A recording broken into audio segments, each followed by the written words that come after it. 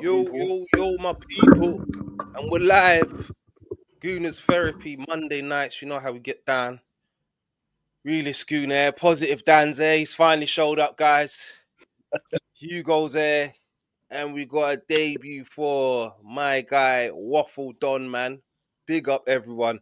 Big up everyone in the chat. Make sure you're liking and subscribing as you come in.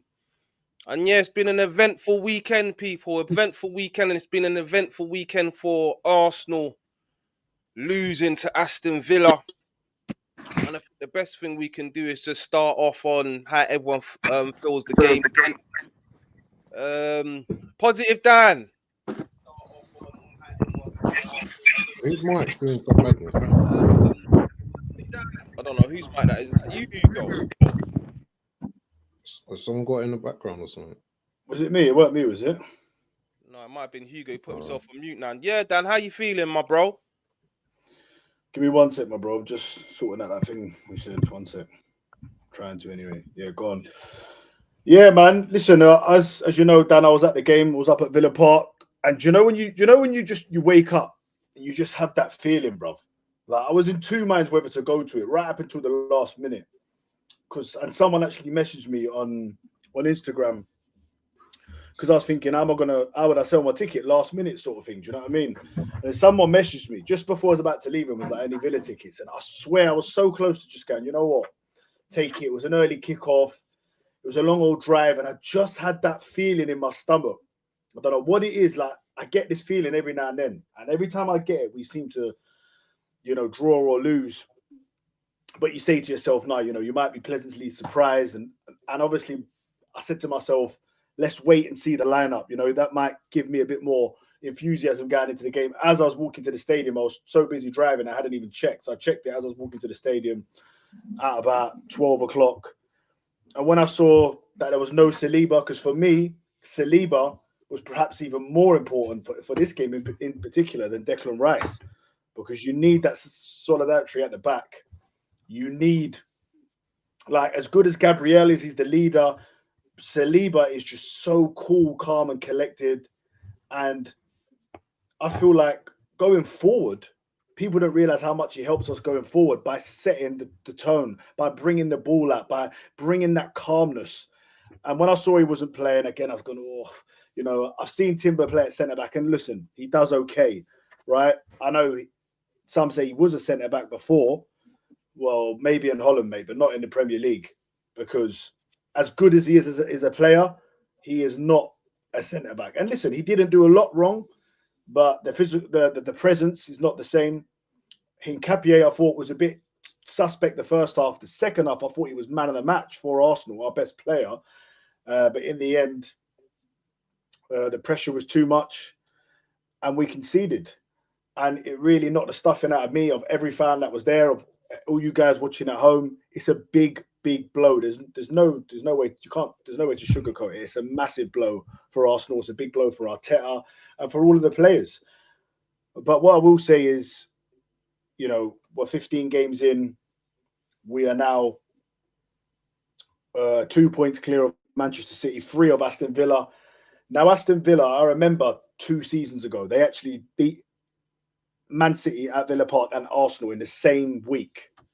And I remember it clearly. And They were right at the top, neck and neck. I think they even went top at some point just 2 seasons ago. And in the end, I'm not sure where they finished, maybe fifth or sixth. I don't see Man City, I don't see Aston Villa in this title race. And listen, I could be taking them lightly, and I could be fooled come the end of the season if they make a serious title challenge, or God forbid if they were to go on and win it. I see it between Arsenal and Manchester City. I think it's going to swing in roundabouts. If you look ahead to this weekend, we've got Wolves at home, which surely is a 3 points. I know they're drawing with United at the moment. And Manchester City play Crystal Palace away. And if you look at the table as well, we've played one more away game than Manchester City. So we both played 15 games, but we've played 7 at home, 8 away. They've played the other way around, 8 at home, 7 away.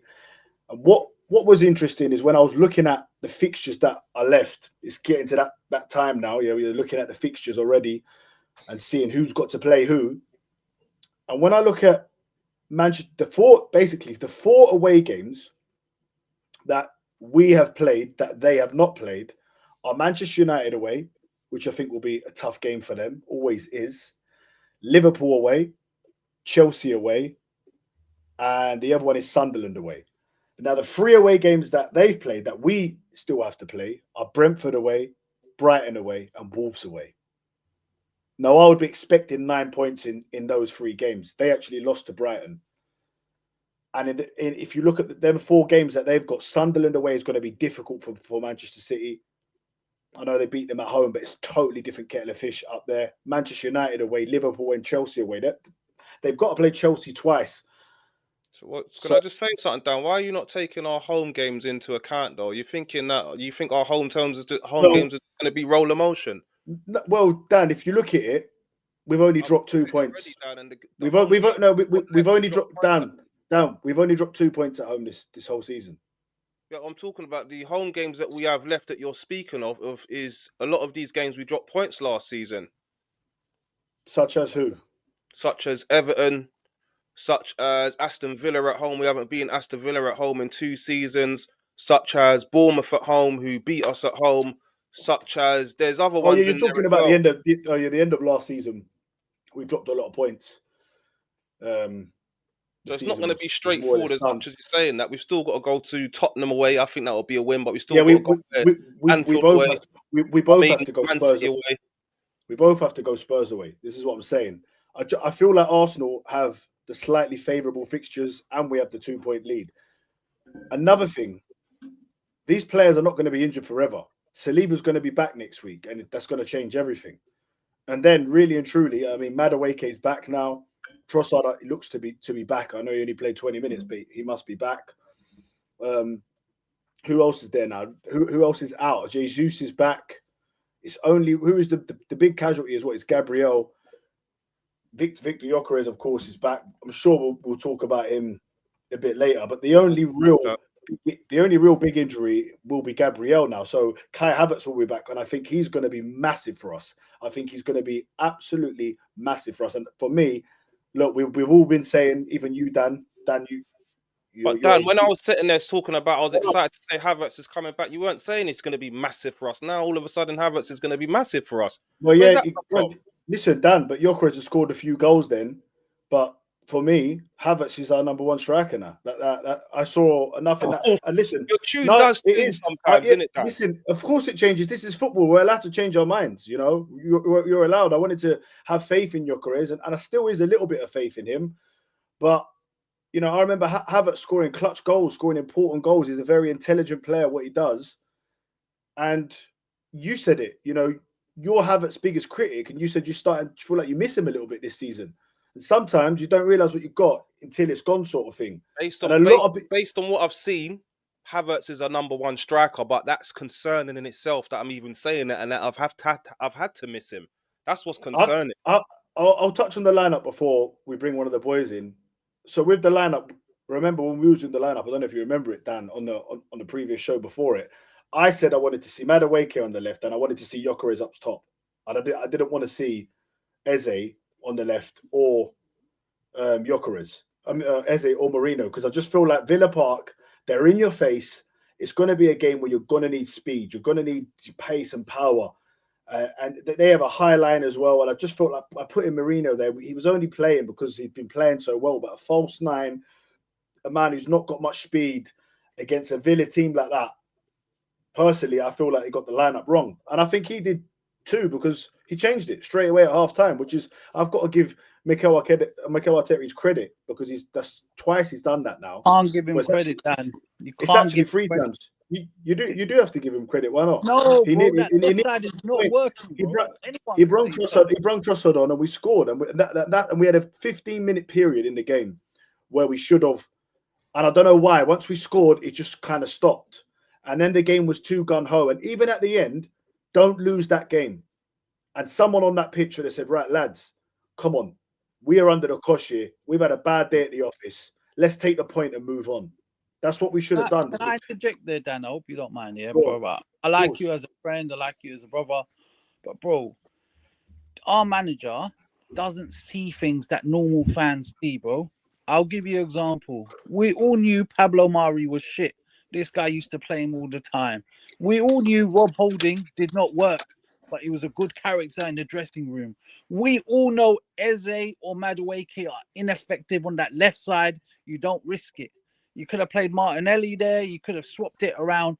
But this manager decided he unbalanced the squad just to get Odegaard in. Odegaard's coming back from injury.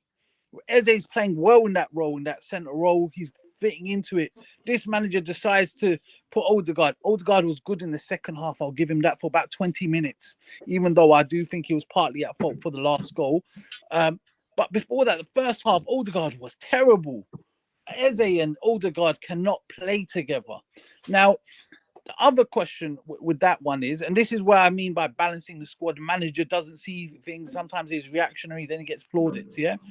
When Emery, Dalman, they're both available. When Emery has played, and we look far more balanced when Emery plays compared to Odegaard, yeah? I just don't think Odegaard, he runs around, puts a lot of hard work, shift, flicks your hair. Like, even getting the crowd hyped up, that's stopped now. Like, I'm sorry, man, but Odegaard should not have come straight into that team. It made the team weak. That left side, I'm worried because the manager.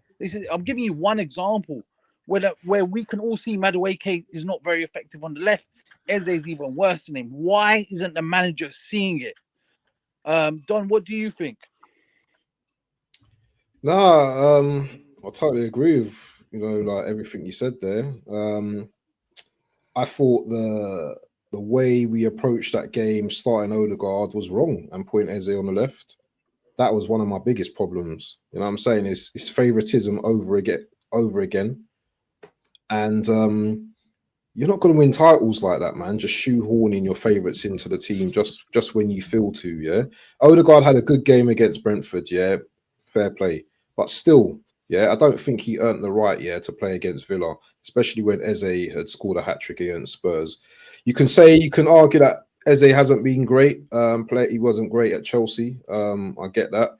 But still, every game that Eze started, we've not lost a game with Eze starting in the team. So, he's got these typical magic moments, these fast feet, and he could affect the game at any moment of time.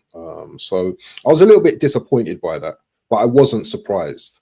Other factors in the game that annoyed me as well is that in the second half, when we could have made some changes, so I would have liked to, and Norgard's not my favourite player, by the way, yeah, but I would have brought him on, you know what I mean, just to kind of like see out the game. I don't know why this guy's not getting minutes. Obviously, Arteta doesn't trust him as well. This isn't a bash Arteta stream for me, yeah, because as Negative Dan says, yeah, he's balanced, and I'm kind of balanced this season as well, yeah. The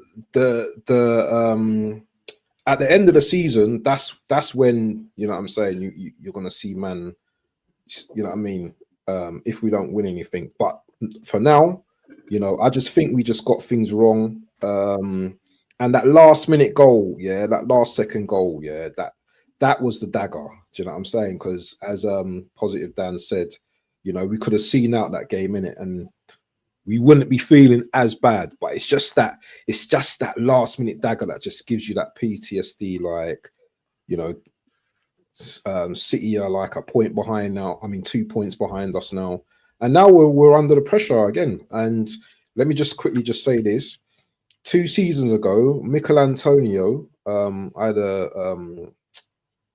I was reading something earlier. What Mikel Antonio said, yeah, that he knew someone in the club, and it sounds exactly the same as this season. Yeah, that Arsenal were concentrating on themselves all that season until they started looking at Man City's form.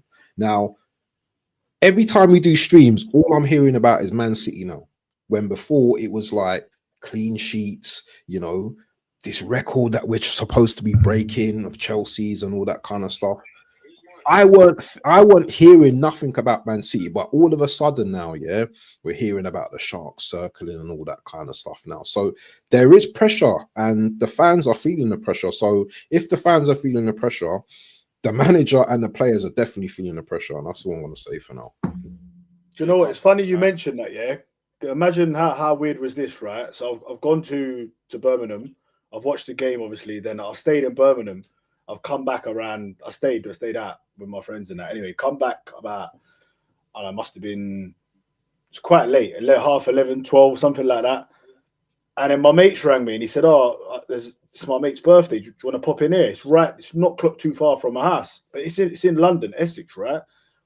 And I've gone, "Yeah, go on. Do you know what? I'll pop in and see you." So I've popped in and seen him. Guys walked past me. I've looked at him. I said, like, "I know you from somewhere. You know the face." And I was thinking, I know you from somewhere. I've looked up, and at first I thought, you know what? He must be from Love Island or something. Yeah. And then I looked and I went, no, you're a footballer. I went, "Bruv, is that Consa?" And he was like, "Yeah, bruv." And it was Consa, bro. And I was like, "Bro, I swear down, bro, I've got the picture on my phone, bro. I need to post it up as well." And I was like, "Bro, I was at the game today." He was like, "No, you're lying." I was like, "Bro, I swear down, I'm a massive Arsenal fan." Showed him videos of me at the game and that. Mad. And he was proper cool and that. And I spoke to him and he was obviously having a laugh and that. And I said, "Oh, you lot, what do you think? Can you lot win the league?" He said, "Nah. Honestly," I said, I think Arsenal will win the league this year." Is that what he said? Yeah, that's what he said to me. Do you know what? After, I didn't want to, you know what I mean, keep chatting away too much in it. He was being cool in that, man. But after, in my head, when I got home, I thought I should have asked him about Gyökeres. Like, what did he think of Gyökeres? Because that would have been, do you know what I mean? That's what I should have asked him, really. But straight away, obviously, I'm thinking about the title and that. But he said he reckons Arsenal will win the league. Coming from a professional footballer who played against us, who's just beaten us, yeah, I thought that was, I don't know if he's just saying it or what, but that's what he said to me, man. Yeah, what did you look angry or something, Dan? What did you do? No, bro. I'll post a photo later. You'll see. I was cool, man. You know what I'm saying? Come on, but he was a proper nice guy. Do you know what I'm saying? Like, so it's not his fault, is it, that Villa beat me? Do you know what I mean? Well, he played a part in it, but he's a professional footballer, innit? It's what he's got to do, innit? But yeah, it was just weird though. That like he must have come down from Birmingham as well. It wasn't a flashy place I was in either. So yeah, I don't know why he was there, but he was there. But I'll put this to you and Anton, man. We know we was there a few weeks ago and you two was talking like the Premier League's done. We're gonna walk it. I think we'll be 12 points clear by Christmas, and Man City are gonna have to give us a guard of honor. How are you feeling at the moment? It's like a mishmash of a bunch of different things that wasn't said. Yeah, there's a lot more that you guys have said. There's a lot it's more. Not all the same. It's all the same person. How are you guys feeling now? Have you come down to a bit of reality? Do you still think it's going to be a walk in the park? How are you feeling now, man? No, as I said this morning, I still kind of feel like we can't just have one loss and defeat and just lose our heads. You have to be a little bit more composed than that. We had like winning a title. Part of winning a title is being able to go through those tough moments and just absorb it. As long as the players learn from it, as long as Arteta learns from this and we move on, as long as we're able to rest the players that we need now. Like for me, I was saying it just before on the terrace. I feel like we rest these players against Bruges. We play some form of a lineup. We can go full strength against Wolves if we wanted to. As long as we rest some of the key guys like Rice and Zubi, I would fully make a full switch against Bruges because I think both of those guys need to rest. Saliba comes back. We're going to play Wolves. You see right now, Wolves are losing 3-1 to United. So United are getting... They're losing 3-1 now? Yeah. The question was, Anton, you've gone round the houses a bit. Do you still believe we're going to walk this Premier League? Okay, I don't think we're walking this Premier League, but I do think, as I said an hour ago, that I think we're going to win our next 4 games, and I think City are dropping 2 within the next 4, and I think we could be 7 points clear at New Year's. So That's how you're feeling. That's how I'm feeling. I'm like, okay, it was a tough loss. It was a kick in the teeth.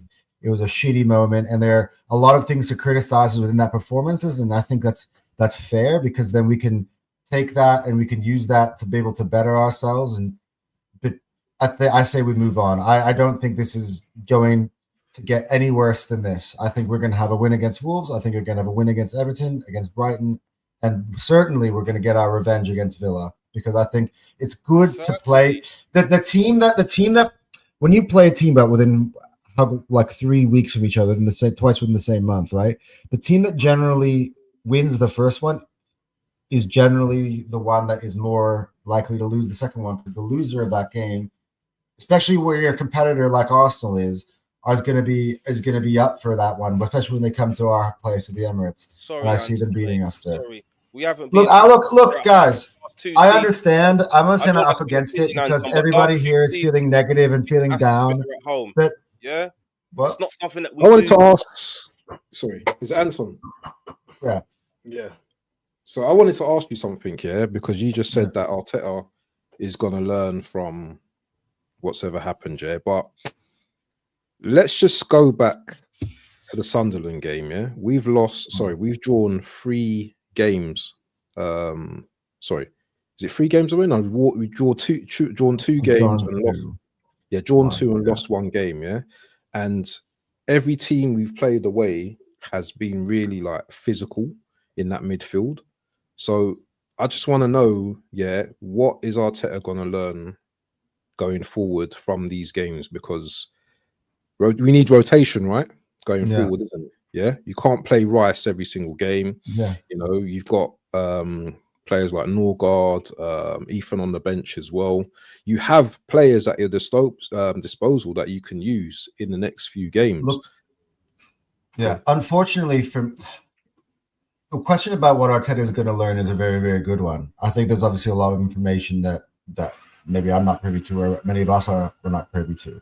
But I would say one thing they all had in common is that it was the end of a run where we had a lot of games within a matter of a week. So you exhausted the energy on getting some away wins at Burnley and going to Prague, and by the time we got to the Sunderland, you can tell, we just couldn't hold on at the end. That you just mentally we switched off, because I could just tell that there was a little bit of fatigue going on. We got the break, we go away to international break, come back, Tottenham and Bayern would come out, smash them. That third game, the Chelsea, is always the hardest one, because it's the end of a week where the team is given a lot of effort. And this Villa one, I felt it throughout the whole week. When we didn't have Saliba in there, and I felt when Rice was coming off the pitch against Brentford and Mascara's getting injured, you can see the squad is thinning and fatiguing. And that this Villa game, it was like a mishmash of players that I don't think are really going to start in an 11 together in general for the rest of the season. I don't think, as long as Saliba can stay fit. And I just feel like there was no energy in the gas tank. What's good, that's what I'm saying, that we need to rest and we need to recuperate, because we're going to have this Bruges game. Hopefully, then we got Wolves. Wolves, for me, is a very winnable game, regardless of what lineup we put out there. Then we're going to have an entire week off before we go to Everton. I feel like that away game is going to be a different circumstances to the other ones, because we have an entire week off between games. Then you got the Cup, right? Which I don't know what lineup we're going to play in the Cup. But Brighton at home at the Emirates, I mean, is not the same as going to Brighton away to Amex. I feel comfortable when we play at home. And as I said already on the Villa game, I feel like, we're going to want to get a little bit of payback for this one when they come home. That's not the game. That's not the game that worries me. It's the Everton away game that worries me. But again, I mean, I'm happy to be on the panel with you. But you're hearing what I'm saying about having the entire week between Wolves and Everton. That might nothing, Anton. I'll tell you, if we lose the Everton game or we draw the Everton game, then I'm on board with you. But from right now, what I'm holding on Being to is board. seeing that It's not about being they on are board. just at I'm not wrong saying. time for us in these schedules. It's a busy I'm time not of the saying that year, we're not going to win and the it's Premier normal to League. drop points in I'm some not of these saying that we tournaments. are going to win the Premier League. I'm just being balanced, Anton. Well, you and Dan have been piping up all season talking about walking the league. So I Look, come to Dan on that same question. Do you still feel so confident about walking this Premier League, Dan? What percentage? Let's go around and ask what percentage people think now. Yeah, that's a good one. What percentage are we at now? We'll start with positive Dan. Where are you at now, Dan? 85%.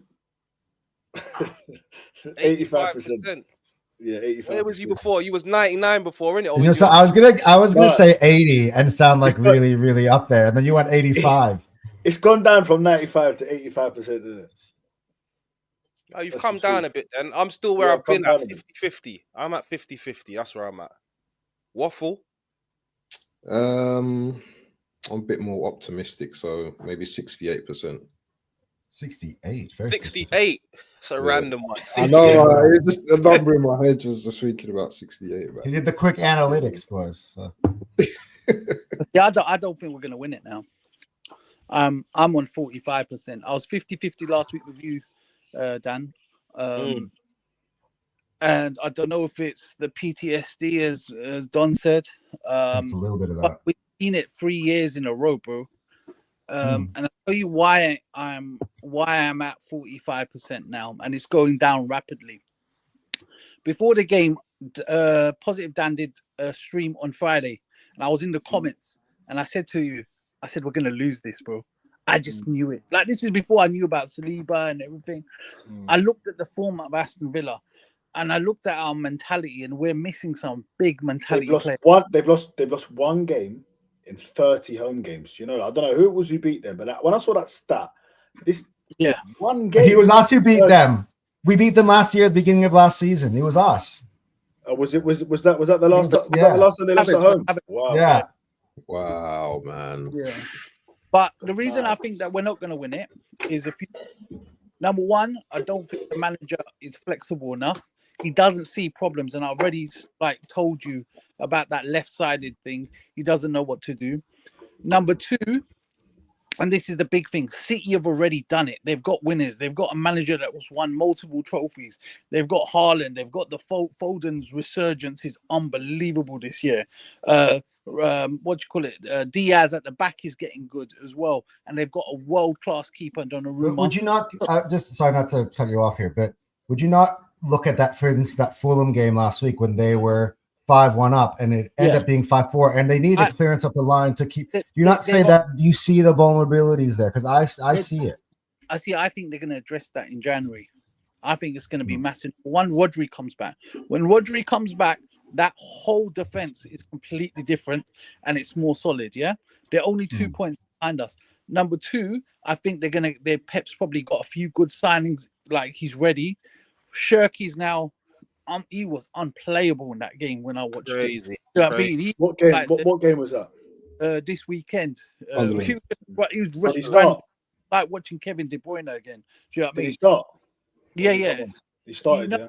He started, didn't he, Dan? I don't know. I've not watched it. But Kevin De Bruyne, he was looking more like David. You know what? I find these weeks interesting because it happens with us too. We are sometimes on the flip side, where one team plays a very, very tough away game and the other one's got a cakewalk at home, and we were like, oh, look at that amazing team. Like the week that let's look flip on the flip side, right? The week that they go to Newcastle and lose, we have an Eze hat trick and destroy Spurs at home. The same contrast is there as well on the flip side. It's these. That's what I'm saying. Like it's easy to react weekend by weekend. No, but it's not. It's a history, though. This is what I'm saying, Anton. It's a history. It's 3 years. Listen, this time of the year, usually we're there or thereabouts. Yeah, around Christmas, usually they spoil Christmas just before, and they spoil my New Year. And then come February, that's when it tails off. Now we're gonna, unfortunately, we'll talk about this in more detail later in the show. But the injuries are kicking in. Like now, Trossard could be out for a little while, and I know we're getting players back. I know we've got a squad. Yeah, I absolutely get that. But everyone's going to be back. bro, let me just finish. Like, you can have a Ferrari, but if you crash the Ferrari every friggin' week, bro, it's not going to be optimum. And that's what we're doing. We've got a Ferrari. We've got one of the best squads in my lifetime that I've seen. I've seen the Invincibles when we've had Vivas and Remy Gard and all those things. But this squad is unbelievable. Look, I actually think that is a very key point, and this is where I would criticize Arteta at the end of the year if we don't get it over the line. See, all of our injuries have been in concentrated areas. At the start of the year, it was all in the attack. Right now, it's all in defense. What are we seeing right now? We're seeing Declan Rice asking to come off. We're seeing that he's playing 90 minutes of 90 minutes. We're seeing Zubimendi the similar idea, both flagging. He needs to avoid the third, because what's going to happen, right? Attack, concentrated area, defense, concentrated area. What's next? You can see the red flags already in midfield. So what he needs to do at this point in the season is he needs to, as I said, if he plays, Rice and Zubimendi are starting at Club Brugge, I'm upset. You keep talking about Zubimendi. Zubimendi gets injured or nothing. He's a nobody. Allow that, man. He ain't been doing nothing. Come on, Dan. He's injured. I want to see regardless of how you think he's performing or not, he's a starting midfielder. You're getting the point of what. Dan, of you what can't I'm say you want to see Norgard play. Listen, I don't. You know what I want to see? I want to see Declan Rice, Odegaard, and Eze. That's what I want to see in the centre. Yeah. Let's hopefully get back to that. In some games, you can do that. When like Wolves next week, maybe you do that. You want to rest Rice? You want to rest Rice or Zubi against Wolves? Do that against Wolves. Look at Wolves are losing to United, and United are hopeless. Like, do that against Wolves. That's what I'm saying, though. That's where Arteta needs to learn. He needs to realize I need to avoid the third thing happening, which is losing my midfield. Anytime Norgard's name gets mentioned, everyone just goes, "No, we don't want that." We haven't even seen the guy to see what he can do. No, I just said I want Norgard starting tomorrow. No, look. You know what? I was thinking about this before. Yeah, it's true. Yeah, because see Norgard, right? He's not just some guy that was like. He was not just some any guy. He played like 250 games in the Premier League, captain Brentford. When we got him, when we got him, I thought, you know what? This could be a player that might get used here and there. Like Jorginho got used. And I know Jorginho was obviously like at one point was like near enough a world-class level, you know, but still, and obviously experience with Chelsea and winning things. But I did think Norgard would get used just a little bit more. That's handball. And you just think now, like, why is he not even? Why can't like if of all the games you'd think maybe even Brentford maybe not start the game, but we're not seeing him come on even for 20 minutes, half an hour. I think we're at the point of the season. I don't understand it, but why was he bought? Because now, if he ever let me finish. If he ever does play now, he's going to be pure rusty. Because and this is what happens. He's not getting 10 minutes. He's not getting 15, even 5 minutes. And another is Wanyeri. Wanyeri can't get 5 or 10 minutes. So I do think we do have to look at how the squad is being managed. And I've said it before, is it that pressure to win so much? I'm only going to play with these players, the best players, you know. And Pep Guardiola, as he progressed throughout his career, he started rotating a lot more. And if you look at Manchester City, if you look at their defense on paper, it's unbelievable, right? And no one would be saying they've got a dodgy defense, and they wouldn't have conceded 16 goals in the league to our 9 or whatever it is now. Yeah, they wouldn't have, but they're not always fit. So I know it's different because these are players that are injury prone. But John Stones, United got a penalty, by the way. No, listen, I bet you when John Stones, when it comes to the final 15 games or whatever, I bet you John Stones suddenly is fit and he's playing. Yep. It'll be John Stones, it'll be Garvadal, Diaz, and then probably O'Reilly. And then that's 3 players that have won the Premier League. They're going to get some good defenders. So this whole... Yeah, and they might even sign a defender in January. And if they do... Don't you think, though, that the point of Norgard is for a week like this week, where we can start him... we all agree, raise our hand. We all believe that we want him to start... Do we all want him to start on Wednesday, yeah? Yes, of course. I want him to start against Wolves as well. Would you feel comfortable with him starting on the weekend against Wolves? I would too. Yeah, 100%. So that's what you need to use him. That way that we can replenish Rice and Zubimendi, and they can be back for Everton, and they can be at their battery is charged and ready to go again. We've avoided Everton. Let me these tell you something flat-earth about Everton, clubs. Anton. We're not getting no win over at Everton. But if we, That's you're what I not believe. listening to what I'm saying. You're telling me a prediction. But I'm Boys, saying I I just want want to say Rice to something be about Norgard. at We know this already, 100% Anton, when we Anton, play Anton, Everton. one sec, bro. One saying sec, bro. obvious One sec. stuff, Anton. Anton, Bro, everyone I knows want to say something. the I want manager. to say something about Norgard, damn. By the way, 4-1 United. You see Norgard, yeah? He's not a young player that's just come in. You know, you don't expect him to get game time. He's a seasoned pro. So, and listen, I'm not saying Norgard should be playing at all like that. But to come on for 10, 15 minutes here, so then when you do need him, he's got a bit of match time in him. And obviously, he will play against Bruges. Of course he will. Do I think he should start against Wolves? No, I don't. I don't think you take any game in the Premier League lightly. For me, you know, if Declan Rice is fit, if he's fully fit, if he's recovered in time, then I would play him. Listen, if he's only 50-50 or Put him out there against Dan. That's how, yeah, I what would. I'm We should watching, be what able I'm to watching beat right now, Wolves Dan. without Rice. What I'm man. watching Come right now, on. Dan, Norgard, as you just said, all the points you said about Norgard, right? He should be totally fine to play Wolves midfield. Like You can what play I'm watching Odegaard right and now, Eze.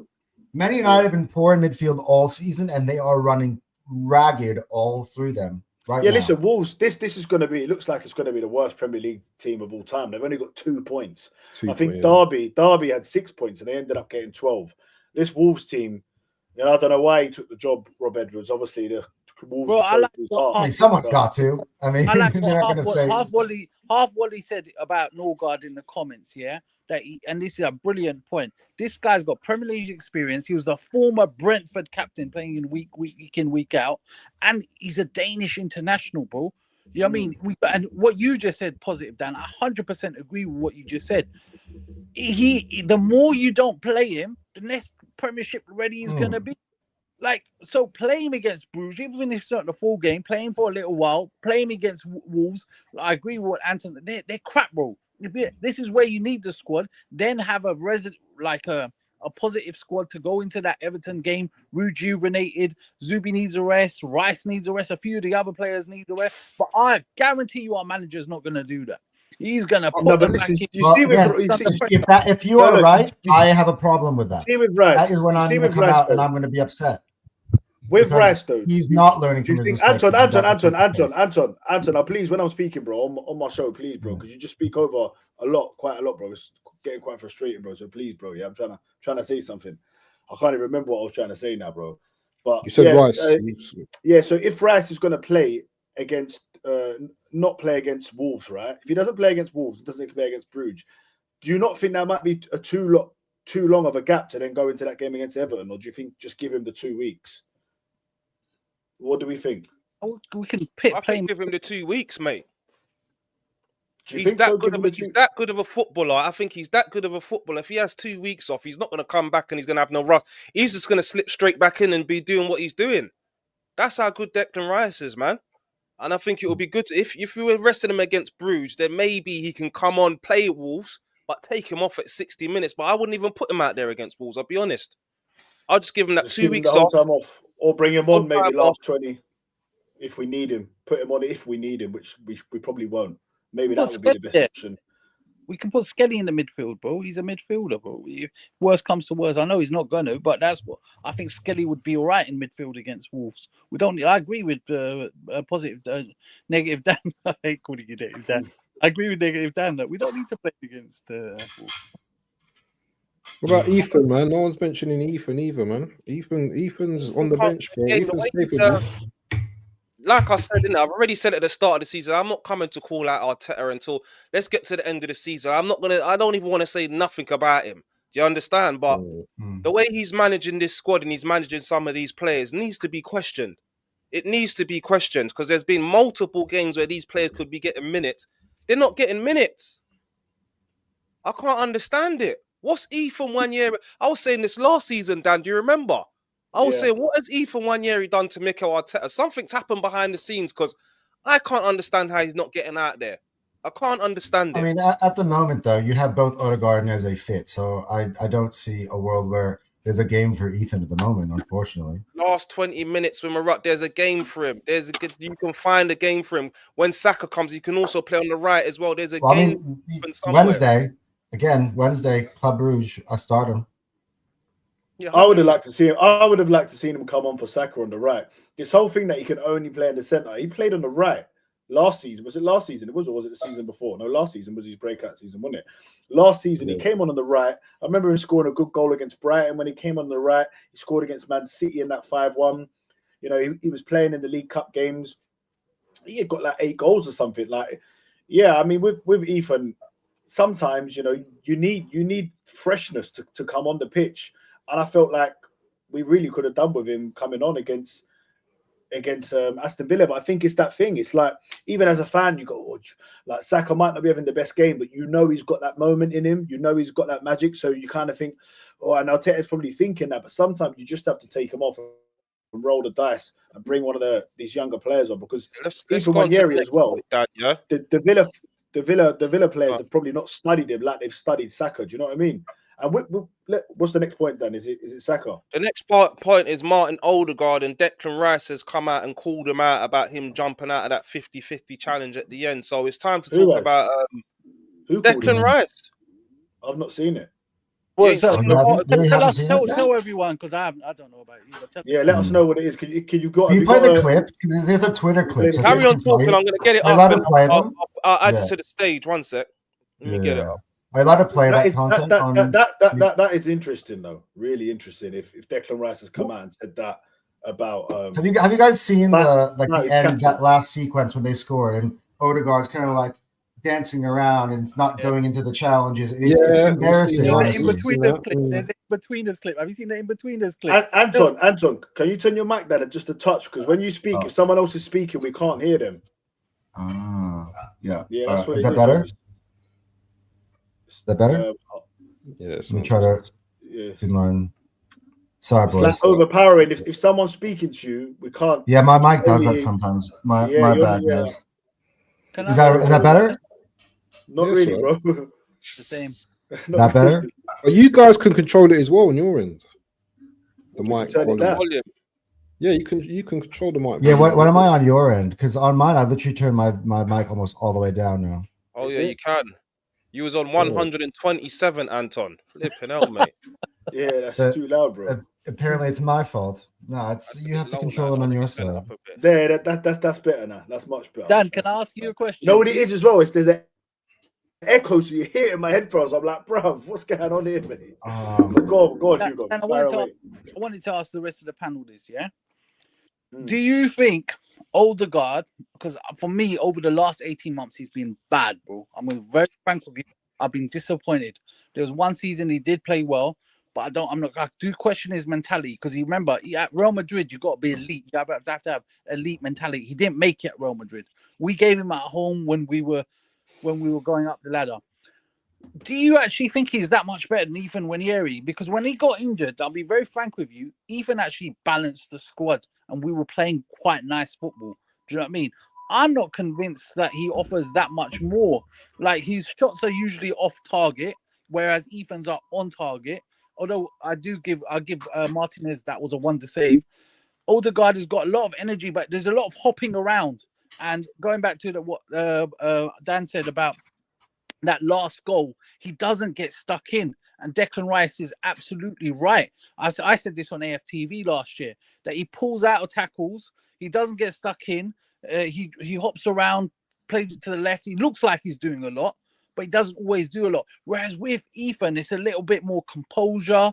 It's that slick passing. He's got that. He shoots on target. He's direct. I'm not direct. With what Mana said in the actual Mana said it in the comments. Sorry to cut you, Hugo. This is what it was. It was on the pitch. He didn't come out and say it, but Declan Rice was furious with Martin Odegaard after he pulled out a 50-50 in the dying time. Emery Buendia fired Aston Villa to a 2-1 win over Arsenal at Villa Park on Saturday afternoon, smashing the ball past David Raya. And had Odegaard not ducked a duel in the final minutes, Arsenal could have at least salvaged the draw and given themselves some breathing room. So that is the article. That is 1,000% true. I can't disagree with Declan on that. Wow. No, but Declan hasn't said it. Declan hasn't said nothing. Right? He just but he said enough with his body language. They saw what happened on the pitch, didn't they? Do you know what? For me, and I had the conversation with Guna Lee yesterday. I don't know if anyone watched that stream. Dan was on the stream yesterday, and sorry, but what Tony Adams has said about Odegaard, I 100% agree with him, because Odegaard, for me, he just hasn't got the cojones to be the Arsenal captain. Yeah, he's a nice guy and all that. Yeah, he's got a great attitude, but for me, the Arsenal captain, yeah, has to have that Vieira, that Tony Adams. We have to have that as Arsenal, yeah, because we need that guy. Yeah, we've always historically had, you know, that type of leader in our team. Yeah, I just feel that the captaincy throughout the years has just gone really soft, like the Sackers and the Odegaards. And what is this rubbish, man? Do you know what I'm saying? You look at Very teams strange. like Man United had Roy Keane, Liverpool had Steven Gerrard. We've got man like Odegaard. He's not even our best player at the moment. Yeah. And he's not even leading, yeah, as the best player at the moment. If he was doing madness week in, week out, and I know he's come through a lot of injuries, yeah, over the last 18 months and stuff. Yeah, he's been out for a while and stuff like that. But for me, that just says a lot about the mentality of our club now. Because if you're ducking tackles, and I suppose all you man have played ball before, yeah. Do you know what I'm saying? Yeah. If you're going in for a tackle, make it.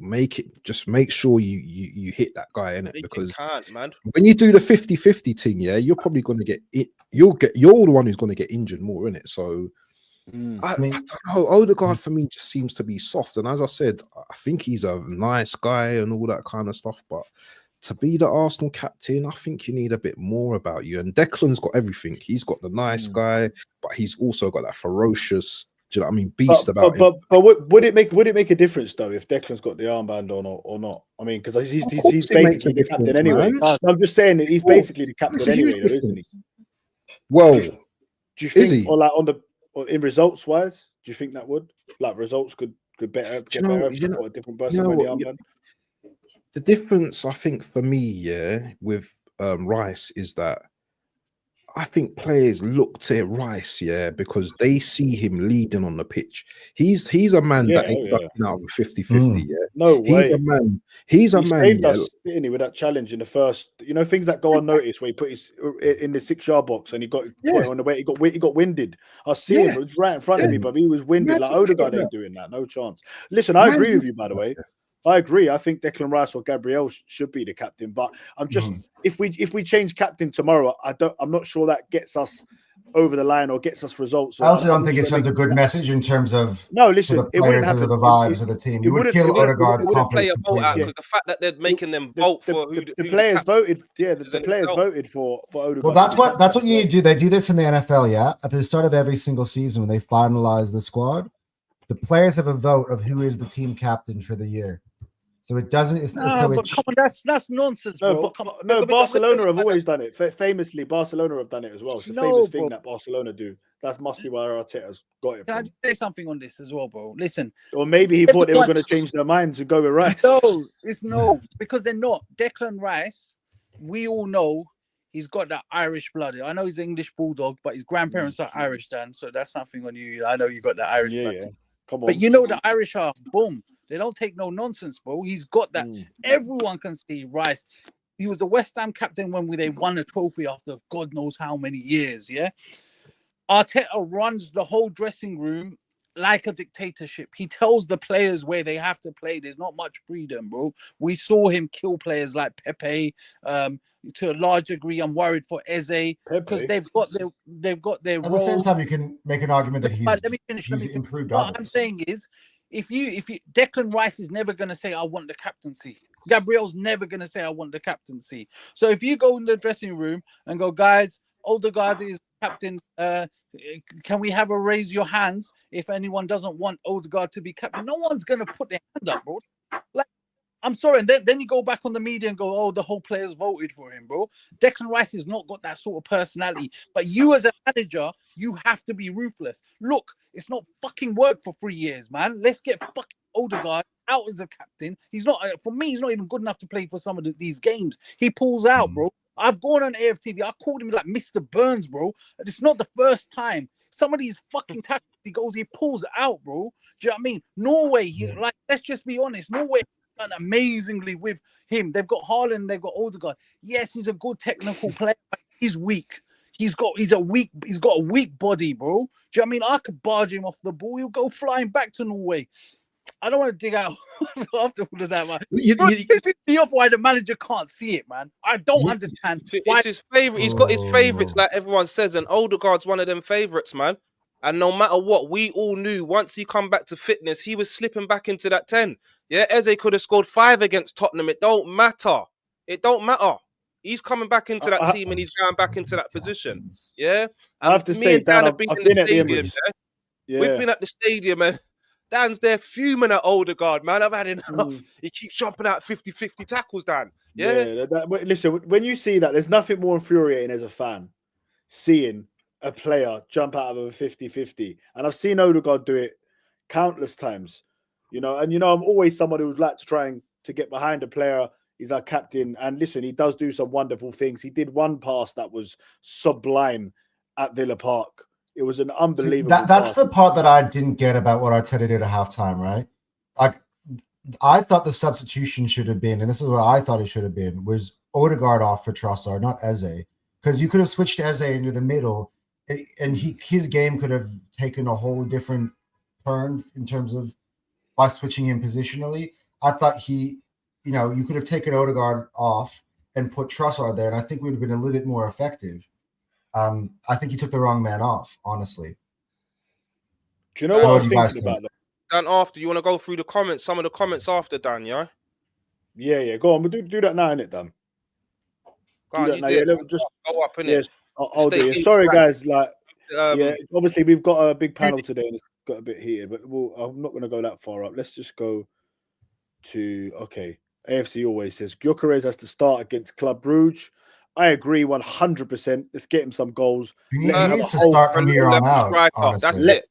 Let him have a full 90 minutes. Gabriel Jesus is not in the Champions League squad, is he? Hold on, Anton. We're going to go through some more of these, please, bro. Dalman and Wanyeri should take part against Club Brugge. Yeah, listen, I agree. I want to see every single player rested. I don't want to see any player that played against Villa.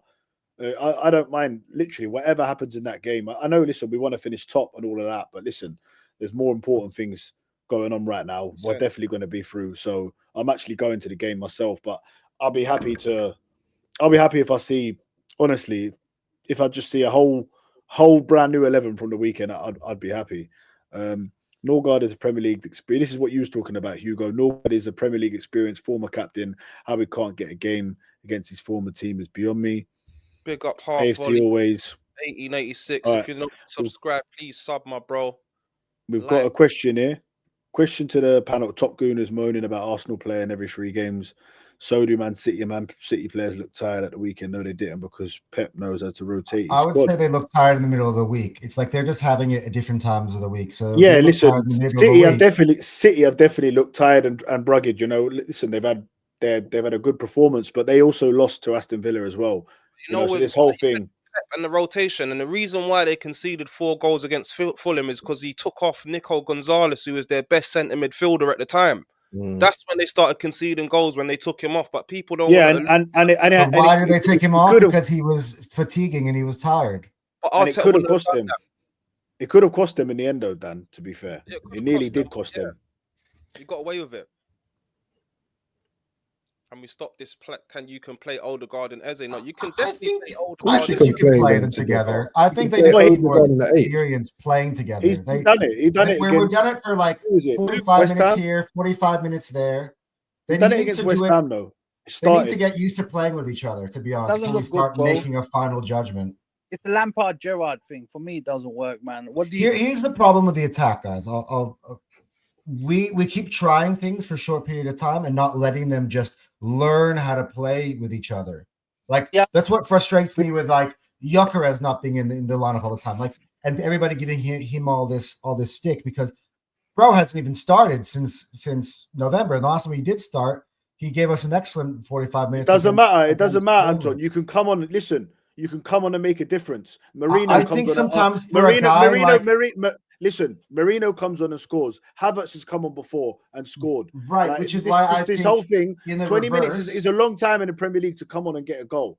and he I has think been I just starting think it's games. not suited to him. I think Yeah. it'd be better. Marino is more suited as I'll a be real. He soccer doesn't look like an Arsenal player. He doesn't Does- look on the same level as he doesn't. I have to be honest. When I was there at Villa Park and he came on, I'm going, Gyökeres is going to get the winner. That moment's going to come for him. I want it from. We all want it from so much.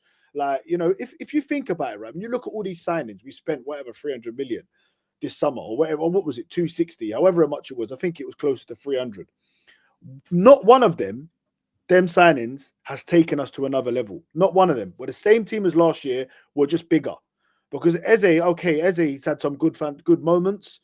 You know, Overall, it's been underwhelming if we're being honest overall about. though, you want a little bit more from Eze. To be fair, as Zubimendi, I think has been similar to Partey. You know, he's been okay. He's been good in some games, but he's been not so good in some games. Where he's less physical. Downgrade on So, Partey. He's been a so downgrade. really and truly, and Gyökeres was the one that was supposed to, you know, a lot was put on this guy. 27 years old, scored 100 goals, all of that. If you look at our attack, like our defense, the reason why I've been so positive and thinking we're definitely going to win this league is because of our defense is so good. But now we've got injuries in our defense. Our attack isn't there to bail us out. Right? Saka is nowhere near the level that he needs to be. If Saka does not get his pull his socks up and start performing better, it's supposed to be the talisman. And listen, I'm not going to get onto Saka too much. He carried us for 6 or 7 years, and I believe he's going to come good. But right now, in this moment in time, we need Saka. We need Gyökeres. We need these attackers to start bailing out the defense. Because if we scored 2 against Villa, then we get a draw. Or if we'd scored 2, we might have even won the game. They might have not got the other one. The attack needs to improve. You know, your Chris has just come back from injury as well. Yeah, not too long ago. I don't. That's what I'm saying. I'm not expecting him to bang like, especially coming on for like. come on, I just think you guys are being way too hard. I mean, Dan, you know me and you, we're coming from the same cloth, right? Honestly, but like, man, I just think we need Waffle Don makes a great point. He comes back from injury. Just let him kind of like bed back. Are we playing to his strengths? Are we playing to exactly? His strengths right? You're also not letting him kind of like settle into the game. You're not letting him get used to playing with some of his teammates. He's always got sticking. The ball and was by the way, going as I said this morning, Dan, as I said this morning, he could have had 2 goals this week. Like Saka scores the last one against Brentford. He could have played that across the Gyökeres. That would have been a tap in for him. Madueke, when the ball comes to him, Madueke, and he hits it into the side netting, Gyökeres is literally running on the long side and wide open. He sees a pass on the side, and Gyökeres smashes it. Like his teammates aren't reading him. That's necessarily fully his fault. And he's not good enough. I'm putting it out there. He's not going to come through this season. Get Havertz back in the team. That's where I'm at with Gyökeres. I think he'll be fine. Them chances, man. Can I say something about you, Chris, as well, bro? Like I said at the start, and I'm going to call out Robbie on AFTV right now. Robbie, if you're watching, check this out.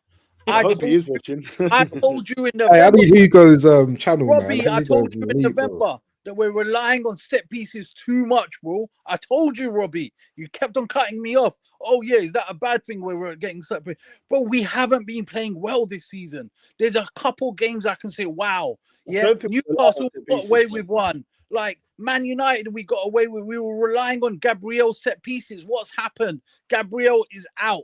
Yeah, and suddenly the set pieces aren't working anymore. What's happening? No, Hugo, I have to disagree. I don't think it's anything to do with set pieces. Defending them, yeah. No, the set pieces open up the goal. You've got to take that into account, Dan. How can you not take that into account? A lot of our wins this season have come from Dan, let me finish. In November, no one scored more goals from open play than Arsenal. So what are we doing here? Let's not change the narrative to what it is, right? We're not doing well defensively. It doesn't matter about the set pieces or not. Just because we're not scoring set pieces now, like as we were. It would help, though, wouldn't it, Dan? It would have helped on the weekend. It would help. But what are we saying? You can't be over-reliant on that. They're well over-reliant. Let's be very frank. We're not over-reliant on set pieces. First goal, look, there's nothing wrong with scoring set pieces per se, yeah?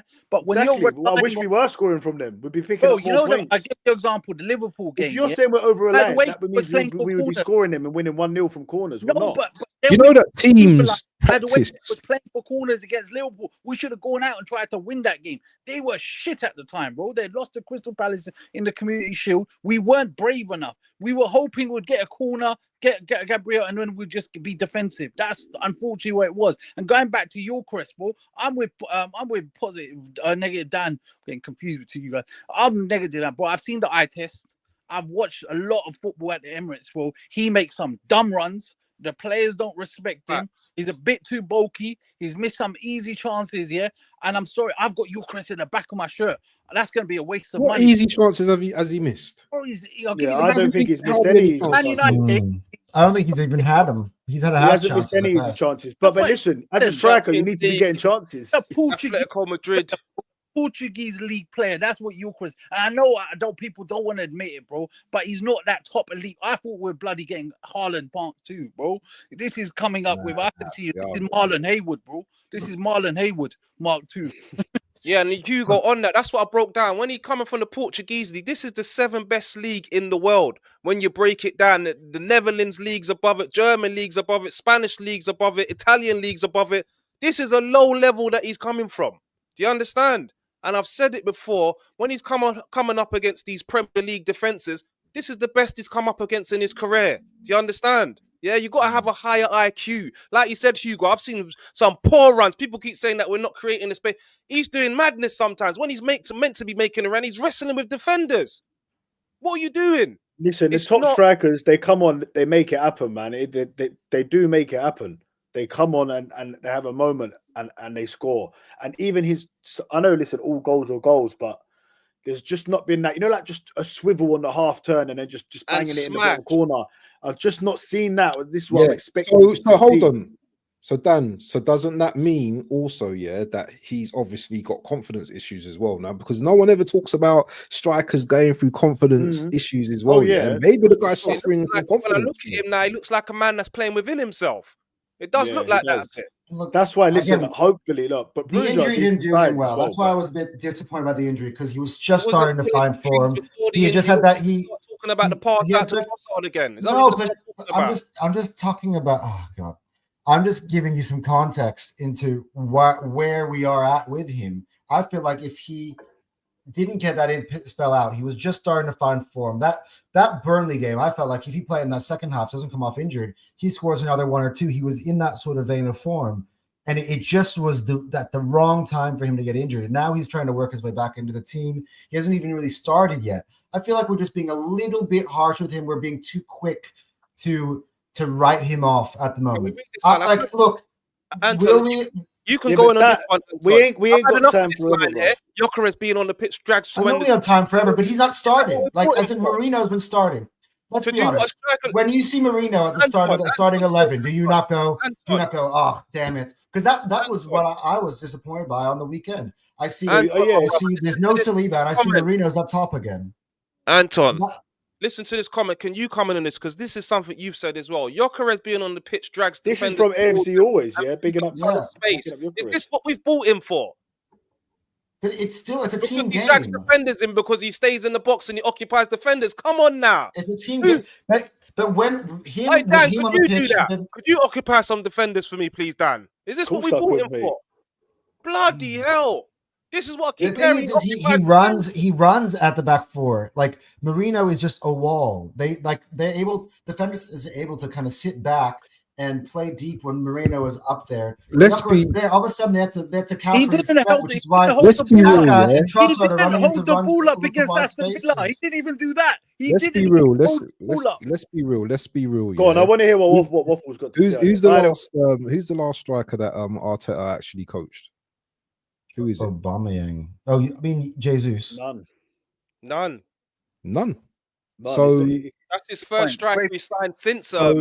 And he doesn't really rate Gyökeres because he wanted Sesko probably at the time as well, where some of you might think he would have been better suited to our team. But one thing about Gyökeres, is that, and the difference between him and Marino, is that that when Gyökeres is on the pitch, that these defenders can't, do a high line. Yeah.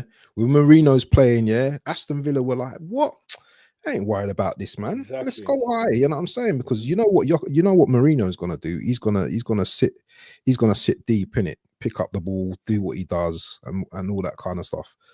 I think with Gyökeres, whether he comes good or whether he doesn't, I still think that we have to give him the season. You know what I'm saying? I just think that we're being a little bit too harsh on man. Yeah, yes, we expect him to be delivering and stuff. Yeah, but against Villa in that tough climate, maybe if he's starting that game, yeah, maybe it's different. But for him to come on and clearly off form right now, yeah, he needs minutes. He needs minutes in the tank, man. And that's the thing with these type of strikers, yeah, they need minutes and they need to play, yeah, more and more game time to just build up that fitness But and they're build. not performing though. Which minutes? Where do we give? Yeah, club bruise. Start him.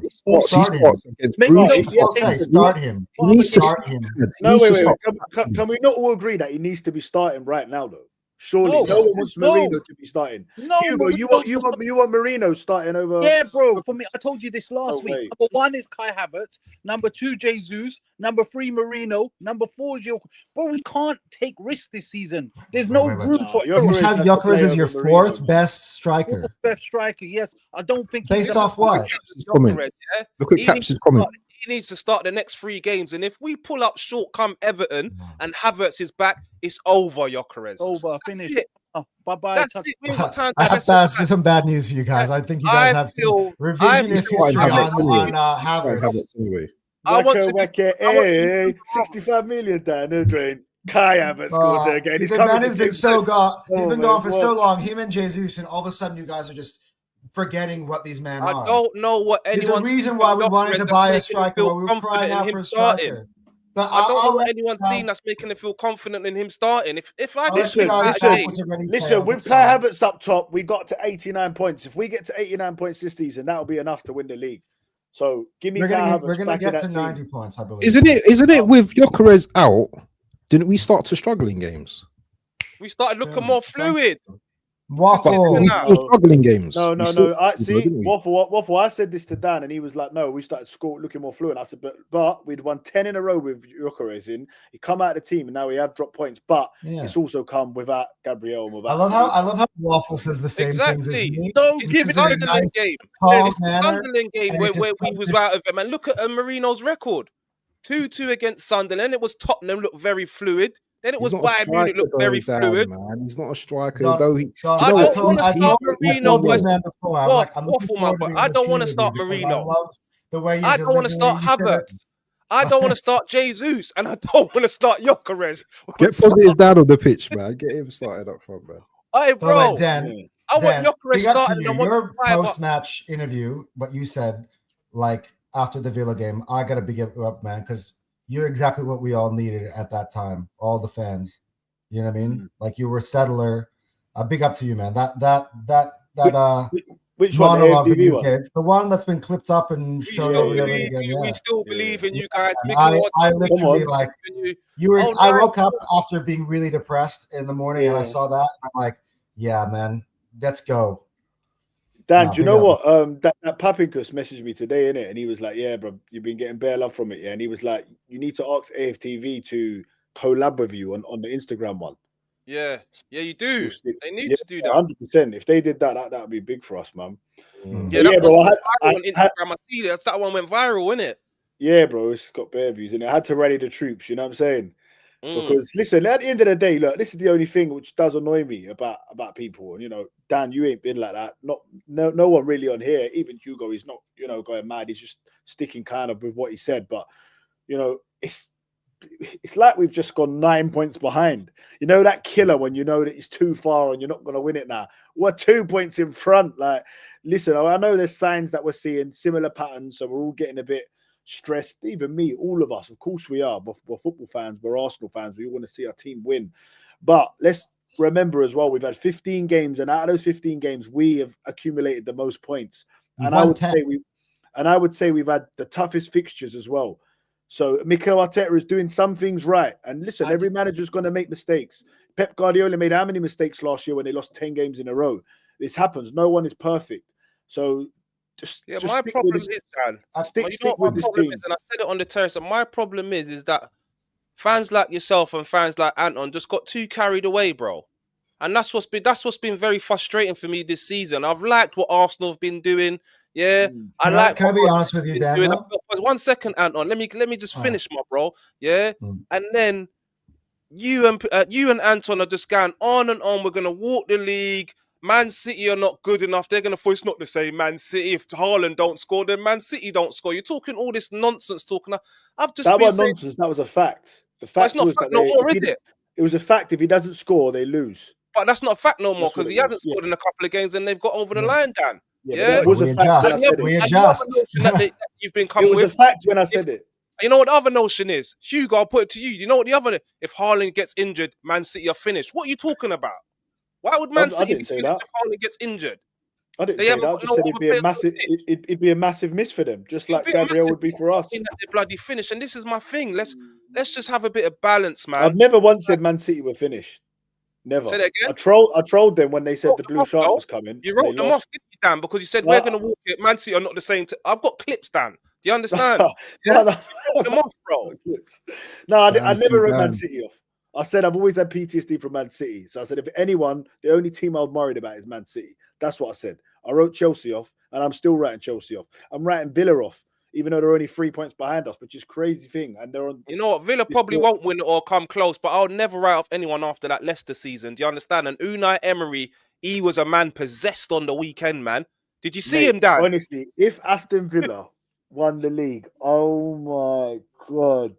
Nah. Honestly. Sack Arteta. Would you sack Arteta? Bro, Aston yeah, Villa- 100% yes, bro. Are you Thank mad? you. If bruv, are you mad? Clip Bruv. that up right there. They've also, by the way, guys, Aston Villa have had the easiest schedule in the Premier Yeah, let's League. come on to that thus question, far. though, guys. I'll put this question to Hugo. Do you think Unai Emery is a better manager than Arteta? Dan, before you do that, back to something positive Dan said. Mm. I completely disagree with him. I think we've freaking badly underperformed this season. We've come across a shit Liverpool team that were there for the taking, bro. At Anfield. I know people will disagree, yeah, but we went and we played for a draw and we got caught out. We had Man City at home when they were in a bit of disarray. We didn't release the handbrake. We played within ourselves. We should have attacked them. And when we attacked them at home, I reckon we would have got the 3 points. Chelsea were down to 10 men. Sunderland, that was a very winnable game. That one I can give a bit. I actually think we should be at least 10 to 11 points clear. If we were that, I can say, I think Arteta has underperformed with, listen, I'm in my mid-40s, bro. This is one of the greatest squads I've ever seen Arsenal have. And we're worried. We're even discussing. I think the title race should have been pretty much over by now. And I know you say hard games. On paper, yes, they're hard games. But if you look at Liverpool's form before that, I know they're Bournemouth. They got away with that. Crystal Palace, they lost, but the balance wasn't there. Like I said, that was a winnable game. Man City was a winnable game. So, Sunderland, if you want to go and win the title, you've got to put those games away. I think we've underperformed under Arteta this season, and that's why I'm not confident. Come this next half of the season, when Man City do buy it in January, I'm not confident that we're going to get over. That's why I've gone down to 40%. Well, I've just done the math here, though. Like, so we've dropped 12 points this season in total in the Premier League. So you're saying about what you think we should be about 10 points. So, So do you think that we should only have really drawn one game out of all of them the whole season? I'm sorry. I think that's very unrealistic, man. That's very unrealistic to think a team is going to get maximum points out of 15 games. This is the Premier League, mate. I don't know what league you think this is. This is the Premier League. And right now, we've accumulated a good amount of points, more points than any other team. Let's go one. If we win the next four, like I said, we should be 10 to 12 points clear. It's crazy stuff. There's other games that we've won. We've won with late goals as well and stuff like that. Do you know what I mean? So there's games that have been in the balance that we've won 1-0. We've got as well. We've won a lot of games 1-0. So you could look at you can't. I don't think our squad is incredible. Sorry, Dan, go on. You can't go back through all these games and go, we should have won that. But there's other games maybe we shouldn't have won, or what? Do you know what I mean? So you can't say that Arsenal should have maximum points this time. Arteta's underperforming. I'm sorry, but any manager that's top of the Premier League, he is not underperforming. He is performing at the highest level. Can I ask one question before we move on? I wanted to get Waffle. What Waffle was going to say? Was that Hugo said we've got an incredible squad. I don't think we got an incredible squad. I think we got a good squad, but it's not incredible, because if it is incredible, them games, what you're talking about, Liverpool and the Cities, we would have dispatched them. But it's all about what we do from now. Yeah, we can talk about the games in the past where we messed up and stuff, but it's about what we do from now going forward, because this is the thing with us guys, yeah. You know, City ain't worrying about losing those. They've lost 4 games already this season, haven't they? Yeah. Yeah. But they're still going. They're still going. They're still going. We're still moaning about if we won against Liverpool. It's done now. We didn't Yeah. win. We lost. what We I'm lost. saying. We lost, Done. and that's the game over. What we Gotta need be to do, forward. we need to go forward. We need to beat Bruges. We need to bust up Wolves. We need to bust up Brighton.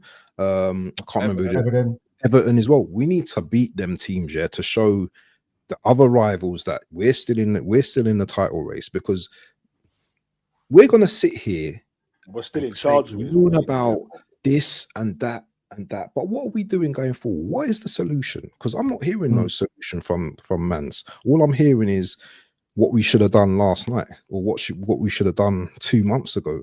Yeah, it's about moving forward now, and we have to be like that now, because if we want to win this title, yeah, there's going to be obstacles in the way.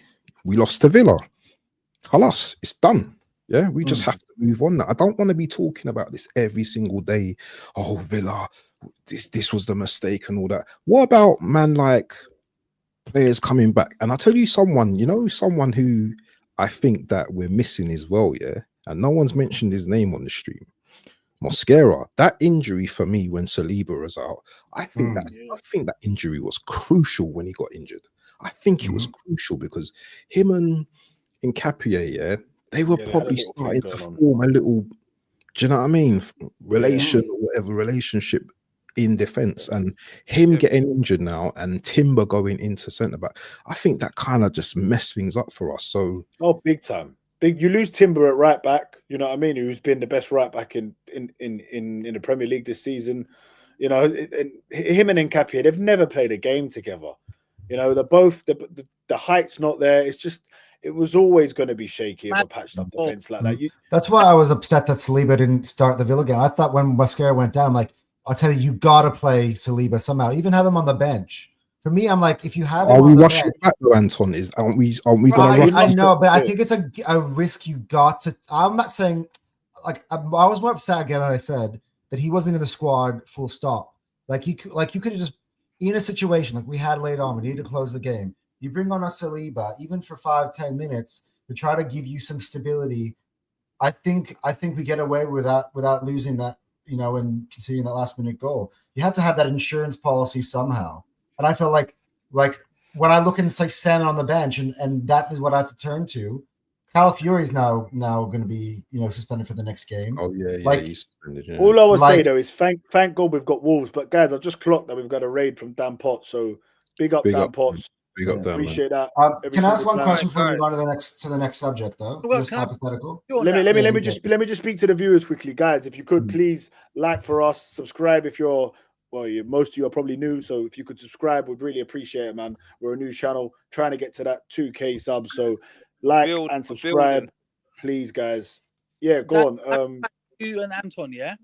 Go on. You said you didn't have a right back. We absolutely had a right back in Timber. We bought Timber as a right back, yeah. We didn't buy him. Yeah, but he's playing at centre back. No, I said, but he's playing at centre back. Ben White as a centre back, but that's why I would have. Yeah, the other way would have made more sense, wouldn't it? Huh? I would have done that. I would have done that as well. I said that. Who does that? White was bought as a centre back. Arteta. I do agree with that. I said Arteta got a lot of things wrong in this game. I thought he got the last starting 11 wrong. You know, he got the formation of the defense. People say, but just because like we're backing Arteta and we want him, you know, I'm backing him to win the league, and I think he can do it.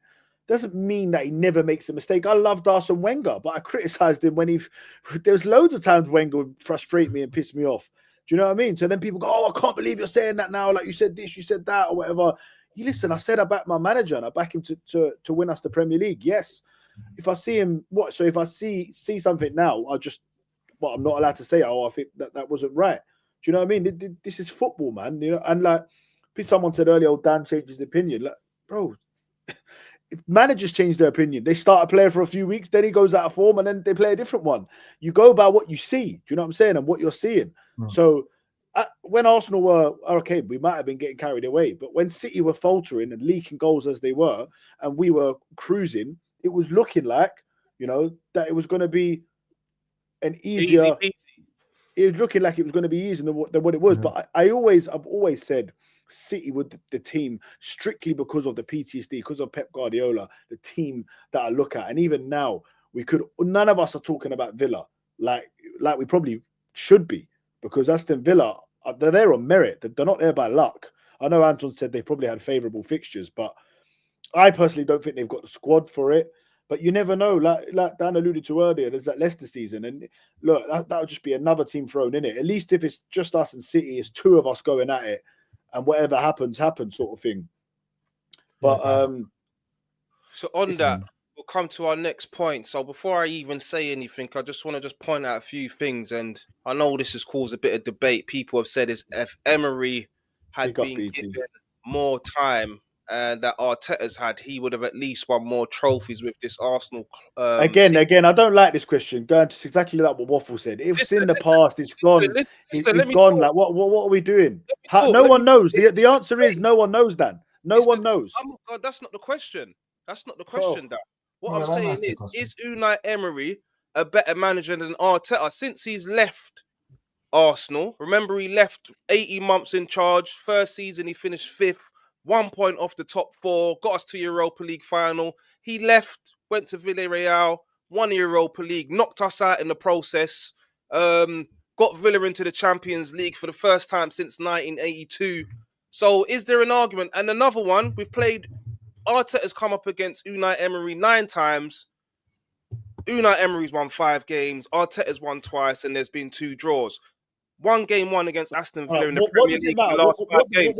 Dan, what does it matter if Unai Emery is a better manager than Arteta? I'm asking you a question, Dan. What do you mean, what does it matter? It's a simple question. So that's the debate. All right, so let's say he is. Well, what does it mean? What do you mean, what does it mean? Arteta's our manager. Yeah, I know. Isn't our manager. He had a chance at Arsenal and it didn't work. So all right. Arteta's the manager now. The reason why it's valid right now is because we've just come up against him, and in 1 game in the last 5 Premier League games, we've got one win against Aston Villa, Dan. Do you understand? So do you feel like it was the right decision? Listen. This happens with managers. Sometimes there'll be a bogey opponent for Pep, or sometimes this happens. Maybe in the I've asked you before, and you've has told he me got his number? Tony Pulis a better manager than Wenger. He used to beat him all the time. We're talking about Tony Pulis. Dan has come out. We're saying every time Wenger played Tony Pulis, Pulis had his number. Look at the CVs, and then you get your answer. I don't even have to say no more. Yeah. Dan, I've never said that. I said Arteta needs to win things.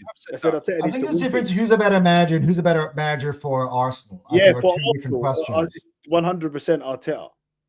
Obviously, but Unai Emery as well. Unai Emery as well. For me, he's a perfect manager. And look, the jury's yet to see with Arteta. He's performing at a high level with a big club, but he's not winning anything.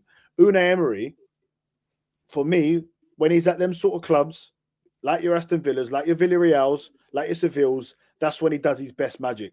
He went to PSG. It was embarrassing what happened to them in the Champions League. With them. Why was it embarrassing? Yeah, he won the league with them when they were winning the league every single year. Yeah, he also didn't win the league as well, right? Or was that Pochettino? I can't remember. He didn't. He didn't. You're right. There was one season, right, where he didn't win it as well. Yeah, I think Monaco won it. Yeah. So, you know what I mean? It didn't work at PSG, and it definitely didn't work at Arsenal, and it just wasn't the right fit at the right time. If Unai Emery came into this Arsenal team now, who knows? But maybe he would get better. Dan, because we're going to have to start thinking of a new manager. Like I'm telling you. Well, it shouldn't be Unai Emery, that's for sure. No, but he could be in the conversation. Like, listen, I'm 40% that we're going to, I'm 60% we're not. As we go along, let's just say, God forbid, we lose to Wolves, yeah? I think a lot of you, and after that, yeah, all of you should be 40%. Let's just say, look at Don's face. You can't even imagine it. But just fathom that. Imagine we lose to Wolves now, yeah, right? The conversation has to be about who's going to be the next manager. Wait. We're talking about sacking Arteta at top of the league now. Arteta's if we lose against Wolves. Like our Southgate. He's like a Gareth Southgate. Yeah, that's how I'm seeing him. Yeah, Southgate got us to the final. Now, if the question, you know this. Sorry, can I just Hugo? Yeah, I just have to read this comment because it really annoys me when people say this. UK's really big up. Thanks. Yeah, he said he didn't get the chance like Arteta did. To be honest, should have got. You wanted him out, Dan. So what are you talking about? I'm saying, but I know I wanted him out. I wanted Wenger out. And I wanted Arteta out. But he wasn't given a chance. He wasn't. No, listen, he wasn't. He was given time, and the Vans voted with their feet, mate. And there wasn't enough people attending matches at the Emirates because it was that bad. It All right, Dan. It was never like that When under you look back Arteta. on that, Never. hindsight's a beautiful thing. So when you've seen Arteta be given all this time, finished lowest in the Premier League history, Arsenal lowest position we've ever finished is underneath Arteta. He's been given all this. So when I look back, and I'm He saying, didn't take us over in second or fifth. He took us Say that over again? when Like, we were that shows ninth how in the great league. this club is. No, The lowest he ever been is he wasn't 8th. backed. Ah. He wasn't backed. Let me tell you something about Emery, yeah? Right? Arteta. This is what happens, man. This is what happens. People, honestly, bro, you Oh, don't he got short wasn't memories, backed. bro. Look, you had You people. He got was short backed. He was late. backed. He bought No, he awful wasn't, bro. players. No, he wasn't. He You was had backed. Lacazette. Come They up were with it, doing, Dan, man.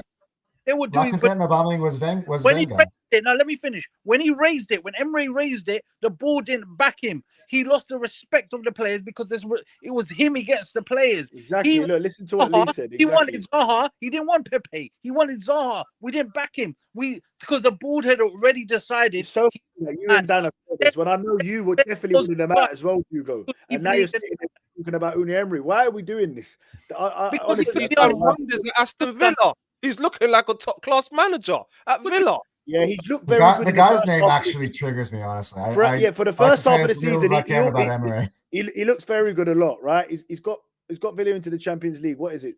Is it twice now? And He got them the in there following- once in the Europa. is it once? The following season, they don't get into it. Do you know what I mean? He's not done. You know, he hasn't even won a Conference Cup with them. They're in the conference and he didn't even win that. They've been in the Europa League. He's not won that. So Emery always Emery has this moment in the season and the same thing pops up and he beats Arsenal. Oh, Emery should have got this. This in a few weeks, mate. They'll be back down to fifth. We'll be fucking 7 points clear. No one will be talking about Emery. All right, Listen, Dan, mate. we could be back to 5 points clear on Saturday if we beat Wolves and Palace beat. That was the question I want to ask before, guys. Is that how are we feeling? That's the way I laid it out before. We win our next 4 games, right? Which includes, by the way, going and beating Villa again at home. How are we feeling at New Year's? If that's in that scenario. Conversation. And so, I mean, that's what I'm saying. Here's Ash. All right, big up Ash. Ash has been waiting on our downfall for weeks, so I can see the Big eyes. up Ash. Yeah, he supports a tiny little club like Newcastle, so let him have his little moment, innit? Well, last time they won a trophy was last season, Dan, and they're in the Champions League just like us, so can't be that small, my friend. Bit vicious. They are small. Vicious comment there, they Dan. are small because it was their first trophy in 70 years, so they are small. Ash. I don't respect Newcastle over here, man. I don't know if I believe you, bro. What do I? Can you put up the next tweet, Dan? That when the next comment Ash put it at the bottom. He said he wants Arsenal to win. We know he don't want Arsenal to win. Everyone hates them. Everyone hates the mighty Arsenal. I'm gonna Everyone's screenshot praying. that for a second. Everyone's praying for our downfall. There we go. Oh, that's a good question. Thoughts on the FA Cup draw? We got Portsmouth, yeah. We got Portsmouth. Is it away? Yes, away. Is it away? It's lovely. Oh, that's a lovely away, man. Oh, it's better than our last draws, man. Man United, Liverpool, City. I can't wait for that. Portsmouth We finally away, got a draw in the FA Cup. We can advance in the first round. Good, well done. Yeah, that'll be a good game. Portsmouth away, not too far as well down the road. Anthony Clark, mate. I was starting to like you, but bro, we don't do second teams, man. You have one team and that's it, man. Yeah, that's a bit mad. That's a bit mad still. Yeah, we do. You have one team and one team only. Everyone, make sure you're smashing those likes for us. Make sure you're subscribing if you're new to the channel. Help us get to that 2K. What we say? Should we do the next fixtures, Dan? Yeah, let's do the next 4 games. Yeah, let's do that, man. Let's go to Waffle first. Right on Aston Villa though, I just want to tell you, didn't I tell you last Monday? I told you Aston Villa are gonna be. Well, actually, no, I didn't. I said it was a draw. Hugo, are you happy that we lost so you could be proven right? No, I'm not happy. Are you? Because you sound it, man. You sound it. You've asked me that question a lot of times today. Let me have my moment, man. Let me have my moment. Allow me, innit? Like, let me ask you before you do the fixtures. Quick question, Go on. yeah. If we beat Villa on Saturday, yeah, On me, is the chest different after that game? definitely. Yes. Man? Yes. Is I that mean, chest? at New Year's Eve. 100%. Of course, 100%, because that shows me progress once again, especially Aston Villa away. I wouldn't be feeling the way I'm feeling right now. Right now, I'm just feeling like I've seen. You know this what? Today, I was feeling so down. Like, I was thinking, what? Why am I feeling down? I've been in a good mood lately. I woke up in the morning. I just had a bad feeling. I did. Then he's down into the ground. on a short talking about 2-1. Come on, Arsenal. I could see us getting a Yeah, 2-1. bro, I'm not gonna go into the ground. I'm not gonna go into the ground going, "Oh, we're gonna lose." I'm not never gonna do that. You I'm know never how gonna I'm feeling say right my now. team's I'm gonna feeling lose. like it's illegal I'm never to be gonna positive right walk. now. No, but I'm never gonna walk into the stadium going, "Oh, mate," like, you know what I mean? I So just sort of when you quietly said just that you to didn't believe myself. that, You did know you what I have mean? some? You just felt a bit of doubt, but you still believe we could get over the line, though. You did No, believe but that. Dan must have seen when we scored, yeah, after Then after I thought we was gonna we looked win. like we were gonna score again, I isn't thought it? we was gonna win. Yeah, Of course, we did. 100%. I thought we was gonna win. Then I was so confident we were going There to was that one second point half. we had him back into the corner. I thought we let him off the hook when the Saka sub happened. At that point, I feel like we kind of Look, left him off. before we do the fixtures, we need to talk about Mr. Bukayo Saka, though, man. Like, what do we think, guys? Because he's not performing nowhere near at the level. And I said this about 6-7 weeks ago when we were like, I don't know, what we're probably 4 points clear, I think it was at the time. And I said, if we're going to win this league, like Bukayo Saka, he will have to come to the party at some point. But I said it so confidently, thinking he will, though. Like, he always does. But I'm not seeing that Bukayo Saka. I'm not seeing that. Yeah, I don't Can I ask a question there, I though? don't Like, know. what specifically is he not doing for you that you're wanting to see out of him? I just kind of want to just have a better understanding. He's not beating players like he used to. He's not He's become scoring. predictable. He's getting a bit predictable. He's not scoring match-winning goals. He's not affecting games nowhere near as much as. And listen, I get it. We've got other players now. We've got other creative players that we don't just have to rely on him. But I'm not seeing Decision making is well done. Some of the crosses he's putting in Yeah, now just he's down crossing. sky high. The deliveries ain't and good. he's shooting a hell of a lot more when he should be putting it into the box. Was that an assist on Sunday? He got. I'm Yeah, not sure if it counts as an assist, but they counted on Fantasy Premier League. So It counted in fantasy football. Yeah. I've got your No, for me with Saka, yeah. well, I let me think let me actually look on the Premier League website and see if they credited to him. Right. Go on, Waffle. you see with Saka, yeah. And this is just a theory, yeah. I think he signed the thing already, yeah, and he's got the Salah syndrome where, you know what, the ego is just there in it. He's getting his big paper now.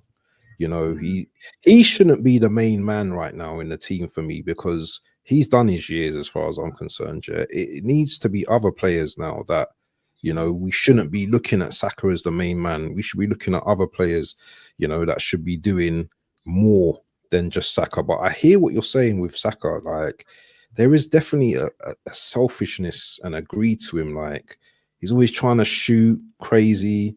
You know, he had a good shot against the goalkeeper, I think, during that game.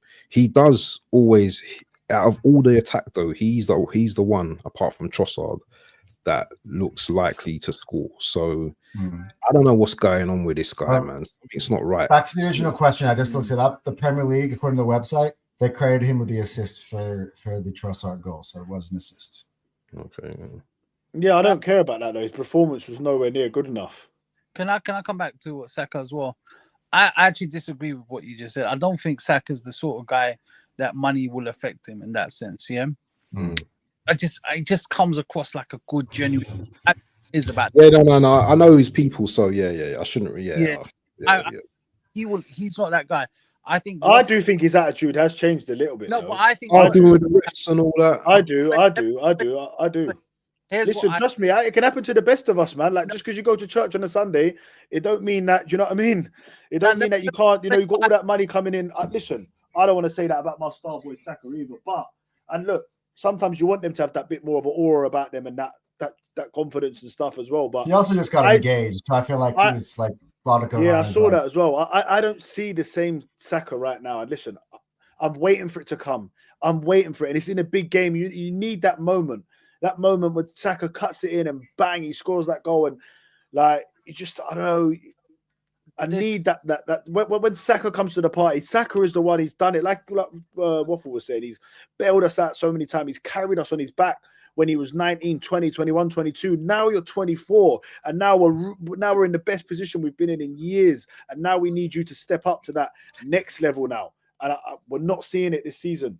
You know what I love about all this stuff, yeah? I don't think that's the reason. I think there's two things. I think Arteta tells them to play. Arteta, there's clear instructions: shoot more, shoot on sight. That is as simple as that. Nah, very much doubt Arteta's telling him to shoot more. He's not that Okay, sort of manager. I don't think so. I have to Number disagree. 2, there's a World Cup year. He wants to absolutely make sure he's the starter. He wants to score those goals to get in there. And number 3, I think the hamstring injuries. Yeah, but Big I don't Hugo, think his position's Hugo, underneath no we're threat trying for to win a England. league, my brother. We're trying to Innit? forget about the World Cup. He Yeah, ain't thinking about the he World Cup. wins the Premier League, bro. Yeah, he wins the Premier League. Yeah, that's instant access to the World Cup anyway. Do you think Even that if he has a bad season, do you reckon Madueke when Emery breathing down his neck has affected him? He's trying. I don't think so, because I think he knows even if he's fit, he starts, man. yeah, He starts, bro. I don't care what Madueke is doing. Arteta's starting Saka. Saka's getting. You know what I love about all these conversations, by the way, that we've been having throughout the whole thing? These are all things that are Arsenal are able to do at some point down the line. We can add to our game. These are all areas where Arsenal can get better. It shows the upside of this team. I know people can look at these conversations and think we're all complaining, yeah, but really it's a reflection of what Arsenal can go up, what levels Arsenal can go up to. That's where I get my confidence from. Yeah, but I'm waiting for it to come. I'm waiting for Gyökeres to click. I know. I'm waiting for these attackers that one game for it to just click and we win a game 3 or 4-0. Hopefully it's the Wolves game. Hopefully that is the game. That's what I was saying. I'd be more worried if we were losing these Villa games and we were at our best.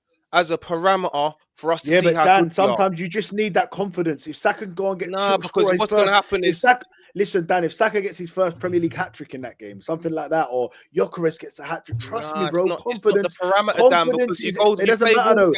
Dan, confidence is everything. If we can beat Wolves, Dan, if we can beat Wolves 5-0, and players that are not in great form can get goals. 4-1, bro. It means nothing. Yeah, exactly. No, it does. Listen, Dan, it means everything. It means everything. Nothing. It's confidence. No. What if Saka turns up at the Everton game? Yeah, that means something for me. That means something. Us beating Wolves at home. But the best way. But Dan, if we only beat Wolves 2-0 and it's a bit of a drab game and he don't score. Do you know what I mean? But if he scored a couple of goals, you can't say that ain't going to give him big confidence, whether it's Wolves or not. You see what happened? We smashed Leeds 5-1, then we went away to Liverpool and lost, bro. It means nothing. We smashed Leeds a long time ago. We ain't smashed the team in a while. We need to smash them. I actually agree with negative Dan on this. If we beat Wolves, I'm saying nothing. On all my coverage all season, every Wolves game, I've just read out the score and been like, not much else to say. They beat Wolves and moved on. That's exactly what I would do. Yeah, I hear it. But listen, that's what I'm saying. It's a perfect chance for some of our players. Yeah, but if Gyökeres gets a hat-trick, you're telling me that ain't going to do him the world of good. I would love it. I would enjoy it. But I'm not. Just because it's Wolves, because it's Wolves and the goals are not going to count. He won't even score a goal against Wolves. They do count. And I would be on here bragging about Gyökeres' hat-trick because it's a funny thing as I was saying that this morning. Yeah, but let's hope he can do it. Counts, doesn't it? Like you carry that through to the next. Listen, at the moment, most of the people on the panel, I don't know about you, Don, I don't know about you, Anton, but us three, we don't think Gyökeres is that guy. But if he comes, scores 3 amazing goals, has that Bergkamp moment, and then suddenly it all clicks, and then that sort of stuff. Let's be honest. Before Eze's Tottenham game, we all thought that he was also struggling too, and that changes everything. The whole conversation around Eze.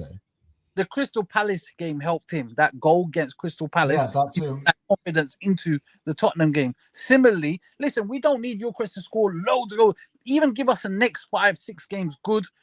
Give us time for Havertz to come back. So I'm saying though, let's let him start some games and get some confidence before we start putting up the judgment. Because I feel like right now he's getting time in patches. He's not starting the game. He's allowing himself to kind of settle and let his teammates kind of figure out how to play around him at the start of the game. He's just coming on now. Hey, I need you right now. Moreno's not doing it for me. Let's come in last 20 minutes. Let's go 45 minutes. What's your score prediction for Wolves? What about Bruges first? I say 4-0. To Bruges first. Or 4 or 5-0. I mean, United scored 4 past them now. So let's go 5-0. Let's do Bruges first. We'll do Bruges first. Oh, that's hard to predict. I don't know the lineup will be. Yeah, that's a tricky game, isn't it? Bruges are a good team as well, everyone keeps saying it. At home, I think we get the job done there, man. 2-1. Yeah, 2-1. 2-1. I'm gonna go 2-1 as well. Yeah, I think that's we're all in agreement here. I think we all got 2. No, I'm gonna go 2-2 actually. Oh, positive Dan has gone with the drop Oh, what points. happened, Yeah. bro? I think we're going to rest a lot of players, man. Mm. Listen, we might even lose that game, man. We're going to rest a hell of a Yeah. lot of players. And I wouldn't even care. These teams at home, we rest 9 players. You go away to these teams, mate. You think they're not easy, mate. FA Cup, They're it's not like a easy. final for them. Those teams, Exactly. Beat us, isn't it? They're going to be Telling well you. up for that. So, yeah, I think we'll be. Yeah. I think I'd take a draw now. Probably that's how bad it is. I wouldn't, bro. We need to win that so we get an easier game in the Champions League down the Thing is, line. we're 3 points clear. We're 3 points clear. So with a draw, we'd still be 1 point clear at the top. We'll have Inter, and then we'll have that team that I don't even know who they are. Kira, that's a 3 point. Just call it 3 points. That's 3 points. Yeah. So that's what I'm saying. If we get a draw, we're still 1 point clear. It's good. Take us, right? Am I right? If we lose or draw and Bayern Munich win, they overtake us to top point. Is that right? Doesn't matter, man. I don't care about that. Yeah. As long as we qualify, Important where you doesn't finish. matter. You beat Inter the next game after that. We're finishing top of the Champions League group. Yeah. Oh, we still got another game. We've got 3 games. Got 3 games. Bruges, Kira, and Inter Milan. Well, sorry. Oh, okay, yeah, we're gonna smack up. Is it whatever? Yeah, Kira, we're gonna smack. What country are they from? Bro, they beat Celtic to get there, innit? Though, so I don't know. What? Yeah, they beat Celtic, bro. I couldn't believe it on penalties. Both games were 0-0. Hey, Aberdeen, though, innit? It looks like they're going to win that league, bro. It's mad. It's not Aberdeen. Hearts, sorry. Aberdeen. Crazy. Wow. That's a turn up for the books, isn't it? That needs to happen anyway. It's been Isn't Celtic. that Sir Alex Ferguson's old club? They're from Kazakhstan. Yeah, Aberdeen. Aberdeen is, but no, it's Hearts at the top of the league. They just I want to Very ask. nice. I want to ask you, man, because I keep hearing Hugo mention that brother's name. You know, Havertz coming back. What are you expecting from Havertz when he comes back? I expect goals, bro. Yeah. Yeah. Do you remember this guy? You know what I'm expecting? I'm just expecting more than what I've been seeing from Gyökeres, and I'm not more misses, yeah, more misses in front of goal. Yeah, that's what he's got. I actually want him to come back just so you guys can actually remember the real pecking order of the strikers. And he had muscles, pulls, and all of that. Yeah, he looked like a different man. I'll be honest. Listen, let's not forget he got 13 league goals in Go on, Dan. the season when we went closest, yeah, the 89-point season, and he played the first half in midfield, didn't work, went up top second half of the season. 13 goals. Last year he was on 9 goals in the league before he got injured. Yeah. He got injured with half a season to go, or at least a quarter of it to go. I can't remember specifically. When was it? January. It was January he got injured. So he still had half the season. You know, if he'd have got another 9, that'd have been 18. Like, listen, I think Havertz can score goals. And right now, I think he could score more goals than Victor Gyökeres. And listen, I'll score more goals than Gyökeres right now. I think all of us can score more goals than that's Gyökeres. what I'm saying. So for me, Havertz has to go. He has to go straight into that team. Don't get me wrong; it's not ideal that we're screaming out. He needs to get himself settled back, get himself some fitness. He needs to beat Gyökeres to the job. He needs to beat Moreno to the job. He's been out a long time. He's had 2 setbacks. This guy Anton, he's fit. He starts. Remember, I'm apparently the one that's deluded, but haven't you been reading the things he's been saying about him? Have you been reading the things he's been saying about him? He can't wait, mate. The things Arteta's been saying about him. He cannot wait to get him back in that team. Well, we'll talk about Arteta at the end of the year if we don't get it done. I pick up Will Hooper. Personally, think Arteta has been a much better coach this season. He's become more flexible with his tactics and utilising the defence. However, sometimes he lets himself down with subs and rotation. That has got to be the best, most balanced, thing that I've ever seen anyone comment. Right, big yourself up, William Hooper, because you know what, he's got it absolutely spot on. Exactly what me and you have been saying, though, Dan. You know, obviously you was Arteta out at the end of last season. You said you're going to give him this season and stuff, and you said the same thing. He's been proactive. He's changing things. He's flexible with his tactics. Exactly what he said. He's also made some incredible subs as well. But yeah, he has against Bayern Munich in particular. But he has let himself down at sometimes with subs. And listen, that's going to happen with managers. And at the end of the day, let's see if he can win us the Premier League at the end of the season. Like Waffle said, that's when we'll judge him.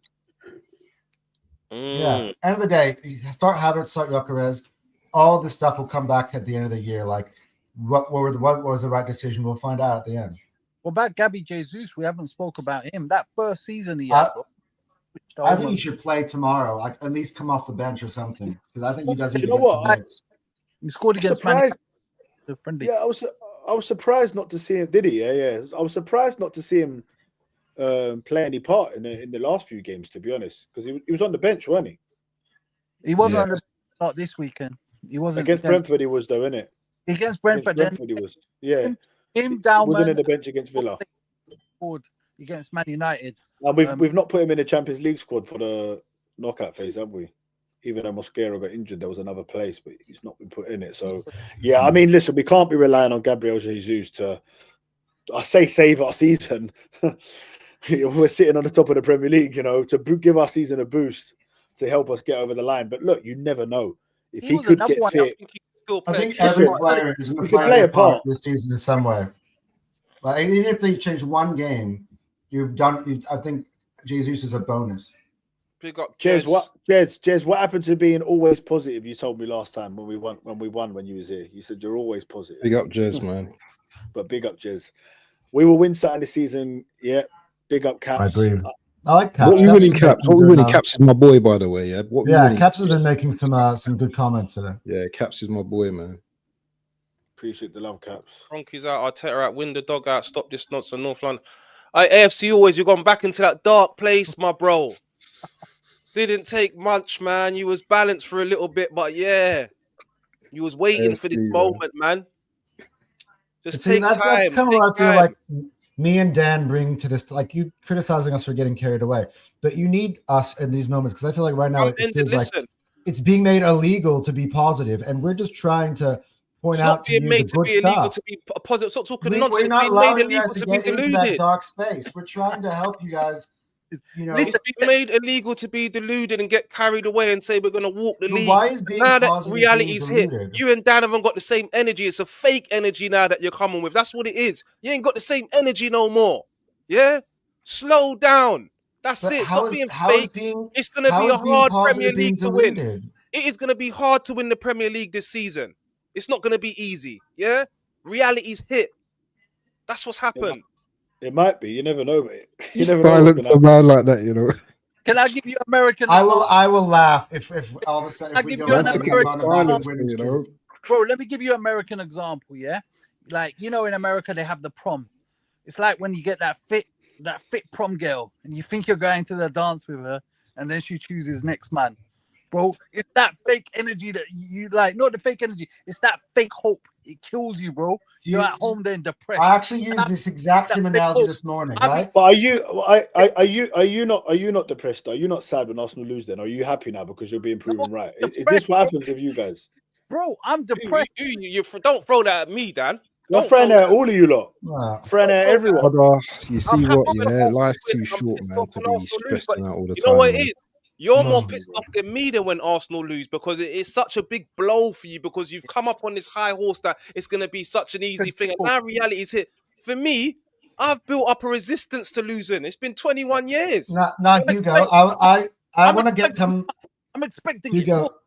I'm expecting. Can I just touch on the analogy you just made? I actually made a similar one this morning on the terrace, and I'm actually going to tweak it a little bit. So let's say you're a pickup artist, right? Or you're somebody who love to talk to beautiful women all every day, right? And let's say, you speak into 18 straight, really gorgeous women, and they all love you.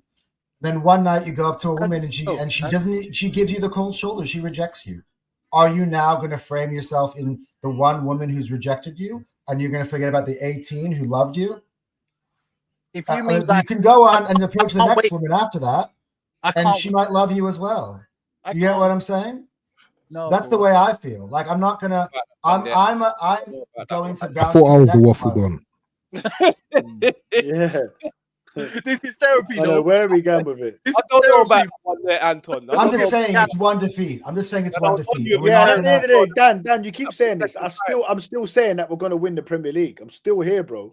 I ain't gone nowhere. I'm still here saying we're going to win this Premier League. I can see it, Dan. That's it. The energy's not the same, my guy. Bro, listen, my team just lost, bro. Obviously, I'm not allowed to be pissed off when my team loses. Come on, man. Don't worry, bro. That energy will be back, bro. You'll see me at the Emirates when we smash Wolves 5-0. I'll be on AFTV going mad. Don't worry. I'm saying, Wolves or no Wolves or not, mate. Hey, Dan, do you remember what year Rivy was our manager at Arsenal? Was it the year when Leeds beat us in the FA Cup? I just want to clear this up, right? Arsenal had a manager called Don Howe. Don Howe. And me and my mates were talking about all the managers, the previous managers, Bertie Me, Don Howe, and I was going to reference them in my AFTV interview. I had a few pints, and instead of saying Don Howe or Bertie Me, I got them two jingled and said Don Revy, who was of course a Leeds manager. Is that what he's talking about? It was a slip of the tongue, and these lot, him and Shane Greener and that, they love. Jez, you know, after you done that, you said to me, "Did you hear what I made? You think it's gonna be bad?" I was like, "Relax, Dan, man, chill out." Now you've brought it up, Jez, man. You're I giving clocked it after when I watched it back. I know, yeah. But listen, but the positive, like Dan, bro. Like, listen, on a real talk, as much as like, listen, sometimes, and Anton's right. Sometimes there's people that do get depressed after these games, proper depressed, bro, and they need to hear positive people. Like, do you know what I mean? Obviously, I disagree with taking it to quadruple this, that, the other. I was that guy for years on AFTV, and people say, "Oh yeah, thank you, man." Like, I really think, but obviously, I have to be real to myself. I genuinely don't think that Arteta is going to get us over the line. Yeah, I hope I'm wrong, but we need fans like you and stuff that do believe in it and do give people hope. Do you know what I mean? All I'm saying, just keep it on the level, bro. And hopefully you're right. I want to be wrong on this, bro. I really want. We all want to be wrong, and we all want you. Go on, say that again. Checking you again. Hey, Jez, you're on him today. It's Don Sutton. What is he? Is it Don Howe? He was Arsenal manager. Yeah, Don Howe. Yeah, he was Arsenal manager. What year was it? I'll tell him now. In 1983 to 1986, Jezza, my friend, won the FA Cup. So there you go, mate. But he only lasted 3 years. Shall we go on to what's it called again? Wolves. Yeah, Wolves. Yeah. What's your prediction for the Wolves game? I'll go to Dan. Go on. What's Wolves? Wolves are gonna go 5-0. 5-0 Gyökeres hat trick. No, I'm gonna go Saka and Gyökeres both to score. So what you going for? What's the score? 5-0, I said. 5-0. Yeah, 4-5-0. One of the two. See, I don't like to make predictions like that, yeah, because this Arsenal team is one that we might score a couple goals and just take the handbrake off. I mean, not even take the handbrake off and just be happy with that. I'm gonna go for maybe 3-0. Comfortable 3-0. Anton? I'm gonna go right in the middle. I think Wolf makes a good point because we might just go 2 or 3-0 up and just put the handbrake up. I'm gonna go in the middle of the mistake. I'm gonna say 4 because I just think maybe we get one late on as well. I reckon double from Gyökeres, Eze goal, and then I'm gonna say probably like I don't know, like an Odegaard or maybe a Jesus coming off the bench and adding one would be a nice moment. So what have you gone for? 4 then? 4-0, yeah? 4, yeah. Hugo, my guy. 6-0. I think we're going to win that 6-0. I was going to say the same. I'm going 6-0 as well. Wait, it's so funny. I just want to apply this to Jez. How I would learn my history is by going on Google because in the 80s, you're not alive. Hold on. On the 80s and the 70s, unlike you old boys, yeah, I weren't born then, mate. Yeah, right. But I've got a father who's probably around you lot's age and his friends and that, so I do know my history, mate. You can never tell me anything about that. I'd happily go and have a quiz with you on here one day. We'll do a quiz and we'll see who knows more about Arsenal. And listen, if you win, you win. I don't mind. You're older than me, so you probably should know more. Anyway. Yeah, keep the respect, man. We keep the respect for the elders over here. You know what I mean? Big up to Jez, man. He's a legend, man. You touched his nerve, Jez. You touched his nerve, man. Yeah, seriously. Come on. But he's waffled. You see the comments that he's putting in there, telling me about learn my history, bro. I know my history about my club, mate. You know what I'm saying? So ask the comments what they think the score's going to be, man. What do people in the comments think the score So we got We two. got a few already. Yeah, let's go on to the next game now because this one's going to be interesting. Everton away. I'm going for a 1-1 against Everton. Don't think we're getting the job done. Grew twice there last season. I can't see us going over there with Moisey. Depending on who's back, of course. But if it's just maybe Saliba's back and Hincapié's next to him, and we've got this Gyökeres guy up top, or Arteta's mixing in between him and Marino. No, yeah, we're not beating Everton. We're not beating Everton. Sorry, I can't see it. Yes, Jez, just send me the dates, mate, and I'll be there. I'll make sure I'm on Google before. Dan, what are you saying about Everton, mate? Everton, man, Everton. Oh, bro. That's our first time to the new stadium as well, isn't it? Yeah, the 5th in the table, man. We always They're seem doing to really struggle well, man. as well, man. Moisey as well, man. We're gonna have Saliba back. Tricky game, man. Real tricky game, man. Gonna go 2-1 Arsenal. Waffle? Who against Everton? Yeah. Yeah. 2-0 Arsenal. 2-0. Wow. Yeah. Anton? Yeah, I reckon 1 or 2-0. I reckon it'll be similar to the one where like Trossard scored a goal and we won 1-0 or something like that. Hugo? 1-1. I'm the same as you. I think it's good. That's a banana skin. Yeah, and I think that will be our fourth. You guys don't think having the week off like might help us? Like we might have a more rejuvenated squad with more energy in the gonna have legs. a week off as well, mate. So I don't know. Yeah, but we're a better team. We're a better team than them. All right, we are a better team than them, but Everton away is always proves to be a tricky game, man. But it's a new stadium. It's not Goodison Park. The pitch is bigger. It's not the same. Nah, I just can't see if it. You ask me, September it would be different, but it's in December as well, bro. December December when it gets dark, something. December. I've seen it too many times. That's why I say 1-1. You know how it is. With West Ham last year, was it? Or the year before? Jez, it's positive down. Just positive down on Instagram, innit? So just drop me a message on there if you're on Instagram, innit? Or Goonies Therapy Instagram, either one, mate. And yeah, I'm looking forward to it, bruv. To coming on. That'll be interesting, that quiz, boy. Yeah, that'll be good. Isn't it? Yeah, you better get on Google, Chat GPT, all of that, Dan. Seriously, man. Just get an earpiece and I'll help you out while you're on there, man. Dan, you done a quiz with me before, do you remember? You remember you done it? You quizzed me on questions. Did I do well? Exactly. Yeah. Come on, mate. You know. Obviously, it's normal. It would be normal anyway for the older generation to know more because they've seen Arsenal way more than me. You know what I mean? I have to go and, search. It's just like, he would have to search for stuff to see what we won in the 30s because he wasn't alive in the 30s. And obviously, Herbert Chapman won like 4 league titles, however many it was, 4 or 5 league titles in the 30s for us. So, yeah, man, like I know my Arsenal history, bro. I meant to say Don Howie. I said Don Ravy. It's a one little slip. These lot keep getting onto me about it. But yeah, exactly. These lot keep getting onto me about it. Yeah, it's a bit of that one, Dan, you know. No, yeah, to be fair to him, Jez, as soon as he came off the interview, he realized he done it. You understand? Yeah, exactly. So he did realize. Can I ask you to Arsenal Crystal Palace? I tell you what though, not a lot, because there was thousands of views, and I think it was only one person who commented it, and it was probably one of them two, him or Shane, one of them two. But it's good to see that you guys watch my AFTV interviews though, by the way, because I hear you lot slag off AFTV quite a lot. But it's nice to see, because Shane Gooner was on my recent one where I said Rice looked knackered, and he was commenting. This guy said he's indestructible and rare, all of that.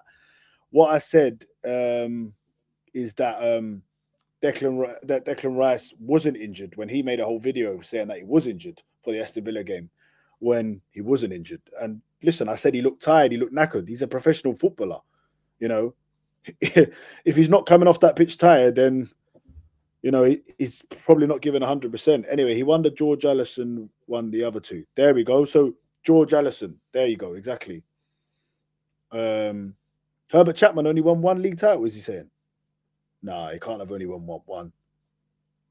Nah, he must have won more than that, Herbert Chapman. Let me get my big book out, man. I've got my big book up there ready. I'm sure Herbert Chapman won a few league titles. That's a serious book you got over there, Waffle. Yeah, I know. can already see what type of book is going to look like. One of the big ones.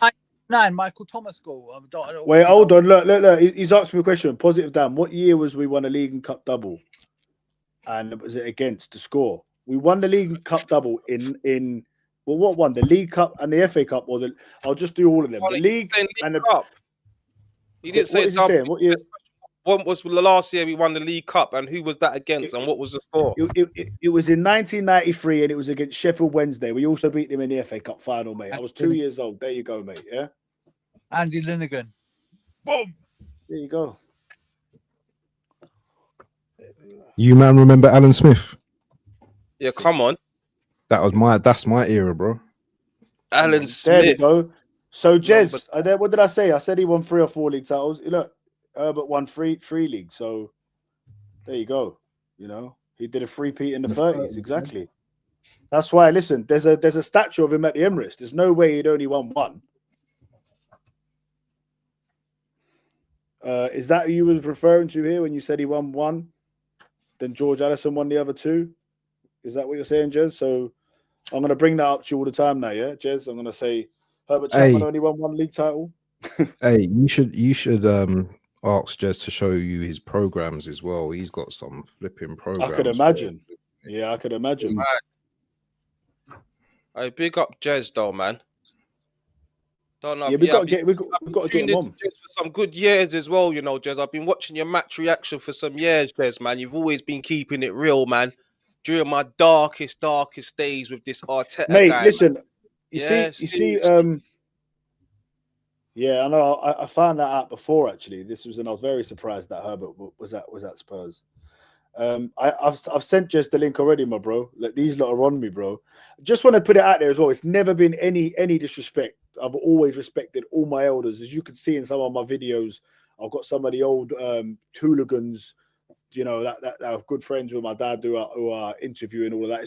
It's always just it's just football and it's difference of opinions. You know, there's never been any malice or any ill feeling towards any of these guys. You know, it's only nothing but respect. And Jez is always coming in here, and you know, I even watch you guys shows sometimes. You know, as much as I disagree a lot with what you guys say, but listen, it's football and it's a game of opinions. You know, so listen, the YouTube wouldn't work if we all agreed. Yeah, that's for sure. Right? If we was all sitting on here and we agreed on everything, YouTube wouldn't work. So yeah, man.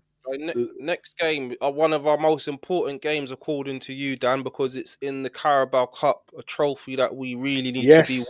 Yes, Arsenal, it's Crystal massive. Palace. What is your predictions for that game? I'm a little bit concerned about that game, if I'm being honest. And the only reason I'm concerned is I don't know if Arteta is going to take that game as serious as he should in terms of. We need to win a trophy, bro. I know, Dan. I disagree, man. I know. I think he'll go. You think he's going to go full strength? I think he's going to go. I don't know about full strength, but he'll definitely go strong. Look, Dan. We can't be messing around. Dan. We've got a lot of games around that time, bro. I know, but that's the game that we need to prioritize. If you're asking me, man, and what's his name? Glasner always goes strong in the cups, so he's coming full strength in that game, 100%. I don't know. I'm not sure he will. I've got 3 Crystal Palace players in my dream team, mate. I've been watching them all season. Yeah, they've got a massive conference game, Dan. Conference League. He's been starting his full squad in every single game. Carabao Cup, full squad. He don't play these games. So something's got to I don't know what's going on there, because you want him to rest players, and then now you don't want him to not rest for the players. Carabao Cup. I don't. Wolves and Bruges are the 2 games that we can get some good rest. Let me look at the schedule here. So 10th of December is Bruges, 13th is Wolves. Everton is on Saturday the 20th. 3 days later is the quarterfinal. 4 days later after that is Brighton. So yeah, that's 3 games in 7 days. You've got Brighton 4 days, isn't it? Like, obviously, like, I think you can rest. He's going to have to rest 1 or 2, no matter who we're playing. That Everton game is going to be physical as well, man. It is, man. It is. It's going to be tough, man. It's going to be tough. AFC always. He says I disrespected him. Listen, mate, I think you're just a bit too sensitive, mate. I don't think I did disrespect you, but if I did, mate, apologies to you, mate. Yeah, I think it's one thing is different between saying something about a person particularly versus challenging their football opinion. I think they're 2 different things. Exactly. Exactly. All right, Jez, when you're ready, man, come jump on Monday. On a Monday, man, jump on with us, man. It'll be good. It'll be good to have you on, man. He's a legend, Legend. man. You get me? Get you Listen, on there. even DJB, me and him had a big old chat backstage before, and it was Yeah, big up interesting. You know, DJB as well. younger fan and a older fan just having a chat about Arsenal, really, isn't it? Of It's like course, a whole obviously as well. with We DJ. at the end of the day, we all Who's want strapping Arsenal. us up? We all want Arsenal to win. You know, that's the be all and end of it. We all want Arsenal to win. This notion that you say, Dan, you're not going to hurt as much because you built up resilience. I don't believe any of that. I believe that when that day comes, if the day comes this season, whereas we can't win the league, it's over. That killer game. I think of the Villa game. I think of years ago losing to Leeds 3-2 and Viduka scored that hat-trick. That moment comes, every single one of us are all going to feel that same pain, whether we believe more or not. Dan, that day's not coming. Just keep that same energy. I like that. Let's You know not what? talk like that, man. Yeah, you know that's what? what I'm saying. I said He ain't it, talking bro. like that. Because I come from this dark place, Dan. Dealing with you and Arsenal is good sometimes because you're so positive. You get me? And I think that's balanced me out a bit, Dan. I'll be honest with you. It Yeah. has, because listen, now I know why this guy was so negative. Because me and Dan met, and when we met, bruv, I had never watched YouTube like that. All I ever watched was just not even religiously AFTV. I just see it like scrolling, whatever, and I'd watch a few clips of it. And I just would always watch the overlap. I'd watch after the games, I'd go and watch like the Sky Sports things, and I wasn't really one for football YouTube. And then obviously I got into it, and then me and Dan started it together. So when we made the channel, he subscribed to all of these people, and then I'm seeing these people come up. Like, no disrespect, I didn't even know who they were or anything like that. And now I'm like, no wonder this guy was so negative, because he's listening. Because Dan, what was it like though when we went to the pub? When we went round to the pubs, it was totally different. When me and you at the start of the season, the Forest game, and we were it was terrible. 99% of them, were even more positive than me, right? So you know what I mean. But YouTube running through that pub was crazy. Yeah, crazy YouTube is I gotta get down there one day. A funny comment, bro. Well, positive Dan Looks tonight like looks we're like a year 11 taking your lunch money off you. You see now, look. If I go back at him, he's gonna start crying. That's funny though. You gotta give it. No, he'll start crying and say I disrespected him. Yeah, right. My This is the glasses. thing. If you give it, you got to take it. And you know how I know Dan's within himself, because every stream when we're winning, you know what his number one question. So guys, how many trophies can we win this season? You think we can can we ask the question now? Come on, that let's is do the it. question every Let's stream. do it. Let's do it. This season. It's still Yeah, coming. once the stream, Dan. I think we're just waiting for David's name to pop up in the chat, and then that's the moment we're waiting to ask that question. It's still coming. Oh, funny, man. That is funny though. AFC, you know you're my guy anyway, man. You know what I'm saying? AFC always come on the show, man. Come on the show. We need to get you on the show, bro. That's what we need. AFC always don't do shows, bro. Don't do shows, bro. He's my guy. Show, man. I'm trying to put at least a face to the thing now. I'm trying to picture something in my head. I think you should do a call-in show one day. That way you can kind of get to to know all these people, Yeah, but it's just not for some people, isn't it? I know why you're laughing. Yeah, it's good anyway. Like I said, reality check, man. But listen, Will Hooper thinks we're going to win the Premier League. Will Hooper thinks we're going to win the Premier League. He said it earlier in the comments. Big up Will Hooper. Go on, let's do the question then. Go on, we'll start off with you, Dan. Oh man, you like to sit on the fence all the time. Go on, now we've lost and you've got that. I want to ask you, Dan, before you do the question, please. The Konza conversation. I need to get you to talk about that. I want to know the face. Yeah, me too. I'm also you lot are going to win the league. Was he like? Was it a joke thing, or was it serious? About that what? Conversation is key. Who? Did you flash you a cheeky smile? Konza. Was he serious? No, he was deadly serious, bro. Promise you, deadly serious. And they just beat us though, and he's saying that. I know, exactly. I said it to him. I said, "What do you reckon? You reckon you lot could actually win the league?" And he literally turned around, "Nah, don't be silly." He went, "I actually honestly think," he said it like that. He went, "I actually honestly think you guys will win the league." At the same time, he had to work so hard to get that result. I said, "I hope you're right." Did the tear come to your eye when he said that, Dan? Nah, bro, but I was. You just Do you know confirm what? what I've been thinking all this time. Thank you made me so feel- much. It made me feel a little bit better, you know. Dan, I wonder if you agree with me on this, on the Konza But I thing. did think Waffle, you're right though. I did think after, you know, like he must have been so buzzing. But Yeah. maybe, you know, if you're with a team like that, you just think after, you know, you're so happy buzzing. Like surely, I know me, I'd be thinking, hey, we can do it, boys. But listen, I don't know. Maybe he's not going to tell his true thoughts to an Arsenal fan he's just seen in the street. I don't know if you agree with me on the Who knows? Konza But thing. he seems serious. Hold on, let's when, get like- back. Let's get back. Hold on, let's get back to this. He died. George Allison, so sadly, he did not win 3 in a row. Oh, okay, so Chapman's League titles were 1931, 233, and then in 93-34, he died in January. Oh, so okay, so That's correct. So That's correct as well. You know, Okay. I saw that just now. so they kind of shared it then, I suppose. That title, would you say? I mean, George Allison. but there you go. It's good. Yeah, but anyway, So did he win three? on the Konza thing, Dan, I was just curious, right? He must be saying that after, regardless if they beat us or not, when they play us on the pitch, they would have had to work tremendously hard to win that game. Like he would have to know the effort levels that he just had to put on so that for them to get that result. I think fans look at it as like, oh, they beat you, so that he should feel confident. Like they have to work hard, don't you think? Like that's kind of where that comes from, in terms No, I of. think there's a bit of realistic. There's a bit of realness about it as well. You know, they look around their team and they look at the Arsenal team, and obviously we have got a better team than Aston Villa. So, you know, if it got to game week 30 and they had just beaten us and they were 3 points behind us, he might not feel the same. You know, he's been there with Villa and he's been there where they've been floating around the top and then they end up finishing 5th or 6th. You know, Emery had a great start with us that one season. Look, top 4 looked nailed on. And then it crumbled at the end. Shout out to Emery. I hope he makes the England squad because he's a good player. Can you not say the same thing about Arteta? He's been there in and around the title, challenging for the title. He's been there. But he's taken it to the last day, bro. Emery ain't got to the last day with Villa, has he? Yeah, I'm just saying, innit? But you could be using the He's same not sort finished of second, has he? No, Arteta's it's going to gone be right to the end, isn't it? It's going to be very difficult this season to win the Premier League. I'm 50-50. I pray and I hope. Do you understand? I'm just saying it's going to be very difficult, guys, man. You know what I mean? He's still 50-50.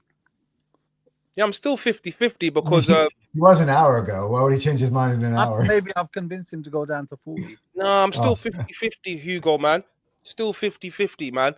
And a lot of that is to do with we could fall off a few games, but I'm not convinced by City. I'm not saying I'm not convinced by them, innit?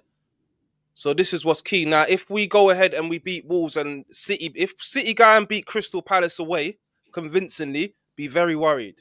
Yeah? Because that's a banana skin game there. Again, I think this is a critical part of the season. We got to rest players. We got to recharge the batteries and go again for Wolves and Everton because that's critical. If we go strong tomorrow or on Wednesday against Bruges, that's when I'm going to start to get worried because I'm going to think Arteta doesn't have the pulse of what he needs to be doing to get this team over the line. He's not prioritizing the right things. Mad thought experiment potentially could happen. So clip this. What if Man City buy Mo Salah in January? Liverpool selling Mo Salah to City. No, just it's a thought experiment. Unlikely. I know it's unlikely. Would you be worried then? Definitely not. You wouldn't. This notion of City buying players, doesn't automatically mean that players are gonna just like come into the team. You've also got to think about the other players as well, that were playing, that were actually contributing. I don't think players coming into City are just gonna automatically just improve them. What I will say though, and I'll say this about winning the season, only Arsenal, it's Arsenal versus Arsenal in terms of who can win this league. I don't believe City. I don't believe in any other teams. It's us against ourselves. And if we can actually get our shit together, then we win this league. And you can clip that up as well. I agree with that. That's my assessment 110%. But what does that mean though? Like if City win the league this year, it's because we let them into the back door. Flipping get things perfect to the end of the season. But what about the injuries? Because he's getting up. Because every week we're seeing a player. Injuries happen all the time No, to all the time. Not every week. I refuse to believe that it's Brother, do you know now what it's not the months we're in? Yeah, we're in the colder months. Yeah, so injuries are occurring. We have injuries. It's factual. It started way before. It started from last year, and if you look at the big report, If you look at Arsenal historically, we always got injuries, so we can't just keep going off of injuries. Yeah, we have to make the most of what we have. Yeah, we have to make the most of what we have, and we have to win games. All it is results. You see, when we talk about City losing, winning 5-4, yeah, they got over the line. It's about getting over the line. It's about results, isn't it? Yeah, outscoring teams if you have to score teams. This defense thing and all that, just flipping get the result. We had a hard game against Villa. We lost in the final seconds. Yeah, no one knew we was gonna lose in the final second. I bet you, Hugo, it's Hugo, innit? I bet you up until a certain point, you thought that we probably was gonna draw that game for the last few minutes of the game. Last 5 minutes. I was worried in the last 5 minutes. That last goal was a shocker, though. It literally does come out of nowhere. Goal was a dagger, so man. avoidable. I ain't even watched it back, you know. I've not been able to watch it. I've watched it back a lot because I've been trying to come on the shows. It's shocking. It's shocking. I didn't notice the Odegaard part of it when I saw it live, but after watching it back and seeing the Odegaard part of it, it makes me very upset, to be honest. Coward. Odegaard's a coward. Yeah. For Arsenal, bro. But we all agree with that. But this is what I mean. It's we can have we can have a 50-man squad. We can have peak De Bruyne. If our manager keeps on getting them injured, bro, it don't mean anything. I mean, I'm still not confident when Gabriel and Saliba come back. He's not getting them injured, bro. He's not going out and injuring them, bro. No, he is indirectly. Have you seen the thing that the managers? Have you seen the thing what the players have said on that thing about the training and stuff? Tell me, what did they say? Go on, share it. Let's debate about players like the intensity of the training and stuff like that. Yeah, that's for another show. Anyway, but no, you know, Waffle. You know where my pushback is always on that is because whenever I watch these things with like any of the legends, Ian Wrights, Tony Adams, Roy Keane, Scholes, they all say that training was just as intense as it was in a match. And when you see players like Nicky Butt, who might have been at well, not Nicky Butt because he was at United, then he went to Newcastle. But for example, he said the training, the intensity wasn't the same at Man United when he left and went to Newcastle. So I think whenever that's all I hear is about training being as intense in the games and having that match feel and trying to make it as real as you can get. But listen, look, today there was another thing that come out. Someone in the fitness team is left. Yeah, is it a muscle? Is it a soft guy? Yeah, he was the problem. Nothing's about. He's been sacked. He's out of here. Apparently he's left to go and pursue business opportunities. Oh yeah, sure. Yeah, all right, mate. Yeah, he's been sacked, mate. We gotta get Darren Burgess back. He's actually my neighbor. He lives down here. He just left one of the AFL teams to go back to Europe. I think he's with the Juventus, but he used to be our head of fitness, whatever, at Arsenal, the head trainer. He's excellent at what he does, one of the best in the world. Yeah. So we miss him. It's wrong, bro. Like, listen, and this goes back to my whole point. You can have a Ferrari, but if you crash it every week, you think we're going to win the league? I don't even think you've answered that question. Have you answered that question? Do you think you said 40%? I'm 40%. I'm 40%. No. But do you? Yes or no? Yeah. I would like. My heart says yes. My brain says no. No, but that's no. But I said 40%. So the answer would be at this moment. If you ask me at this moment, no. I think Man City are going to win the league. Okay. Anton, you know my answer. Do I really need to answer that? Arsenal. I already think we're going to be. I'm serious. You think it's negative? It's like fake chest. I actually think that we're going to be 7 points clear at New Year's. Oh, this guy, man's crazy. I think City's drawing at Palace and drawing at Sunderland. Very hard. I know what negative Dan's saying now, man. We struggled away at Sunderland. We drew there. Yeah, I'm not saying that. I'll be happy to keep this 2 points. I'm looking at their games and thinking, I think that the next fixtures are actually more favourable. I'm looking at more February when they play City and Liverpool back to back. They got to play both of Chelsea, them by the two way. games. Got Newcastle and Chelsea, haven't they? This over the next. No, they might have Newcastle at home, but Yeah, they've they got have to play Chelsea twice. twice in the second half of the year. I said it at the start of the stream, didn't I? I said that the away games that we've played that they haven't are Sunderland away, Liverpool away, Manchester United away, and Chelsea away. The away games they've played that we haven't are Brentford, Brighton, and Wolves. So, do you know what I mean? Just by playing Wolves already, you know what I mean? We play them now on Saturday to kind of even that. Listen, it's going to be one of those seasons. It looks like it's going to be Arsenal City again going at it. Listen, hopefully this time we can do it. Listen, it would have been boring winning it in March anyway. So hopefully we win it in the sunshine. The last day, Crystal Palace away. But go on, Dan, you got to answer the question. So no, if you ask me yes or I'm saying no right now, and that is based on our last 5 games inconsistency, draw, loss. Gone to no's, yes. Draw, win, and a loss. You said yeah And before, based so on you've form. changed. Maybe drop a poll in the chat. Are we winning anything? I want to see what the people. But you did say yes before. Yeah, but I can't say 50-50. I can't sit on the fence. So if you're saying yes or no, if you had £1 million bet like the I'm saying so. Yeah, last time you said yes, you'd put the money on Arsenal, wouldn't it? Last time I said yes, that was before. When was the last time you asked me? That was before the Chelsea game, Dan. I'm sure it was. Yeah, I know. So I know. I'm just saying. So you've changed your mind. Now that we've drawn to Chelsea and lost to Villa, the answer's no. Sorry, that's it. That's all right. It's all right. You're allowed to change your mind. It's fine. Swings and roundabouts, man. So are you saying us? So the question I would say, are we winning anything this season? No. Yeah, we need to watch you though, Waffle as well. So are we winning anything this season?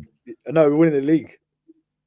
I know. I said yeah. I said yes. You started it. Yeah. I think we will win the league, but I said the only problem will be us. Yeah. Cheers. I'm looking forward to it, mate. Management rotation. Hopefully, I can learn a thing or two from you guys, man. Nothing but respect. Go on. Big up, Waffle. Sorry, bro. No, I just think that this is funny thing with football. Yeah, swings and roundabouts. It's like next week we might be sitting here saying, you know what, yeah, we're free, you know what I mean, we're 5 points ahead again. City might have dropped points. I'm just saying, yeah, may have dropped points, and then we're in that ascendancy again. Football's funny, bro. I'm telling you. You're right. That's why I get the answer for. But problem though for me is the same can be in the reverse. Say again? Yeah. No, because Dan was saying not get carried away, but right now in this moment where everybody's down, I'm the one saying let's not get carried away. That's all I'm saying. Part of my decision is as well, Anton. It's not just the last 5 results being up and down. It's the injuries, man. I can smell more injuries coming for this. And I feel you, brother. I feel like not like any of the stuff that you guys said. I disagree. I know you make that face, but based on what we've seen this season, how many injuries we've had, why would I feel confident that this ain't going to continue in this vein and that Saliba's going to come back? He ain't going to be injured again for the rest of the season. Gabriel's going to come back. He's not going to be injured again. I think that's the good news, though. None of them have been season enders. So what? No other team gets injured then? So you don't think City are going to get injuries? Yeah, do you know what's funny? City might get injuries at the wrong time, bro. Like, yeah, running. You got a spot on there, Waffle, because what people do, because we're so affiliated with our team, we only look at our team. I remember when Arsenal were playing Spurs, and I was looking, we've got this player out, that player out, 3 or 4 players. Then I looked at Spurs, they had 13 players out. So every team gets injuries, bro. It's relentless. It's every 3 days. Has proven over the years, and you've admitted it, Dan, that they've coped with injuries. They've had the Diaz's and Stones out and no striker up top and still got over the line. Do you understand? Yeah. But with us, that was. But we've got the squad depth now that they used to have. So we're still all these injuries. We are still 2 points clear at the top of the league. That he used to have because he's got people like Norgard and Ethan Wanyeri. Yeah. Don't count those in squad depth because they can't come on. They're not going to come on in any circumstances. We're not seeing them. That's not part of the squad. They're just there to make up numbers. Our squad is what you see. Basically, the starting 11 is what you see. With a little Madueke, a Martinelli sprinkled into that. Your Norgards, your Wanyeri, your come back from injury, Dan. When you look at Havertz is nearly back, yeah? Right. Regardless whether we rate, we're just talking about injuries now, yeah? Havertz is coming back. Gyökeres is back. Odegaard's back, yeah? Madueke is back. Players are coming back slowly and surely, yeah? Do you understand? It's just that when we look at it, it's our defense, innit?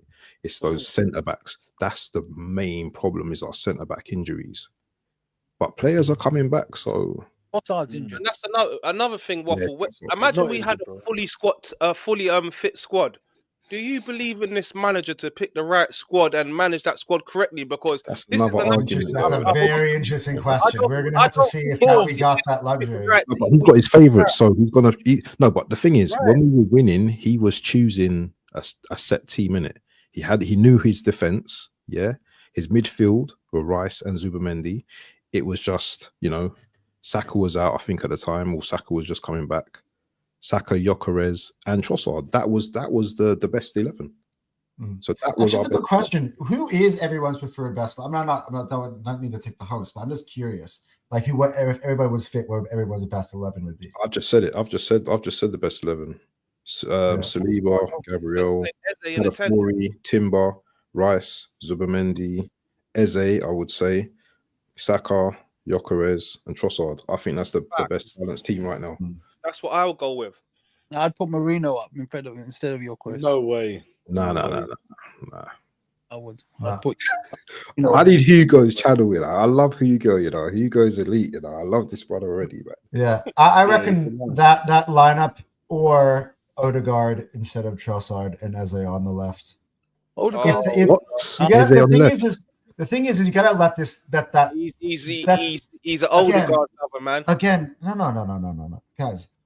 The premise behind this is, I just feel like we always jump to conclusions. We haven't seen enough minutes of these players being able to get used to playing in these roles, get used to playing together. Eze and Odegaard have really played a combined 90 minutes now across the season on the pitch together. That's not enough. That's equivalent of one game. That's not enough to know if that works or doesn't work. He hasn't given that thing enough time to kind of gel. I think Eze offers you. Remember, people forget Eze actually scored the other day. If it wasn't for Saka being offside, that's not. Are you saying Eze on the left? I'm saying it's a possibility. To be flexible, I can do it. Have you seen Trossard's forms before he got injured? I agree. That's what I'm saying.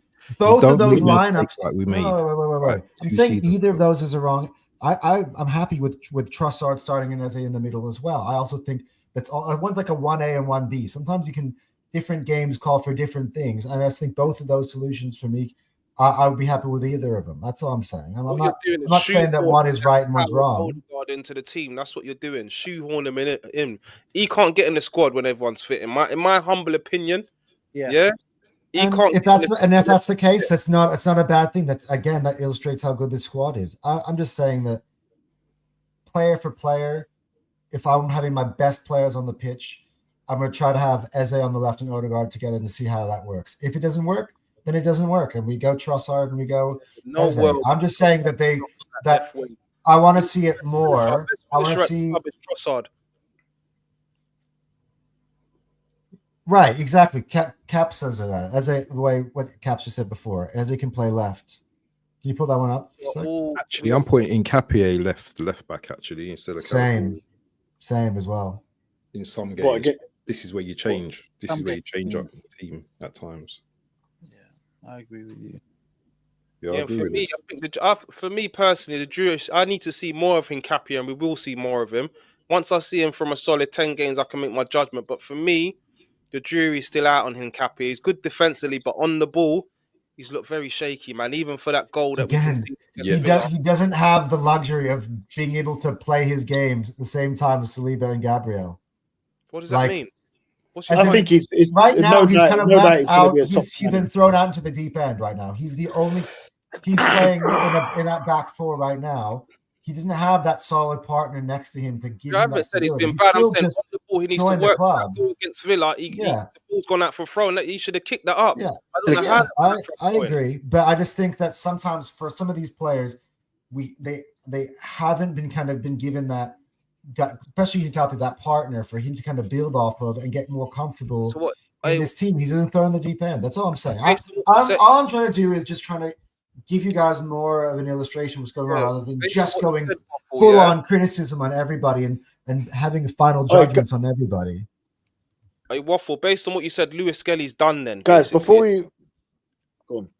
He's done because you said if Calafiori comes out, you're bringing in Hincapia. Fully. Skelly's done. Yeah, Is that what you're I saying? think Skelly is done. I mean, I saw Skelly come on against Villa. I'm like, we're fucked. And the cross came in from Skelly's side. I don't want to dig him out. Yeah, Coming from Skelly's no. side. I'm done with him right now. Skelly can't. And that's a I'm not gonna say I'm done with He hasn't Skelly. played I any The just- midfielder. Yeah, The mid- I think it's harsh to say that, man. I'd put him up against Wolves. I wouldn't put him in left wing, left back. But he wants to get an England squad, doesn't he? So it's a tricky one unless we send him out on loan. But then we're short of a squad again. It's a tricky. Ethan might be going out on loan though, isn't it? Because I don't believe that guy's going to be like Who's going out on loan? Ethan. I think Ethan could Oh yeah, possibly go out on loan. I'd So send you don't know if we get these injuries rear their heads again. We might Mate, need there's him. talk We about don't know. Kiwo being recalled, mate. I saw talk about Kiwo No. getting recalled. I swear, bro. He's out on loan, Kivio. Yeah, it's a loan, But, mate. but that's a Technically, option Hincapie is to buy, right? technically Hincapie is a loan as well, but Yeah. there's an option. Can to you buy it. recall a loan with as an option to buy? I Yeah, I remember think it one is, point last definitely. season, people was gassing Kivio up when he stood in. Yeah, for but Gabriel.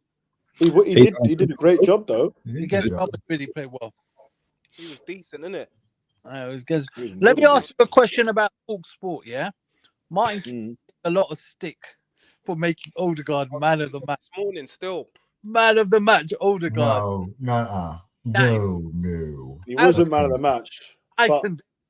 he did have some good moments in that game, though. I have to say, Odegaard. He Wait, did. But man, the match was Tillemans or Morgan Rogers. I would go for. Morgan Unfortunately, There couldn't be an Arsenal player. We Tillemans lost. and Rogers. We lost. There's no Arsenal players man of the match. Yeah, no, I don't know where he's getting that from. The, I'm sure that's kind of like And that ain't done. he's told to say That something like rating that. he gave ain't done us no favor. If there's anyone out there don't want Odegaard to start, Yeah. that rating there has made it even got worse now. Yeah, he's starting, bro. He's starting, and that's it. He's starting. That's it. It's done.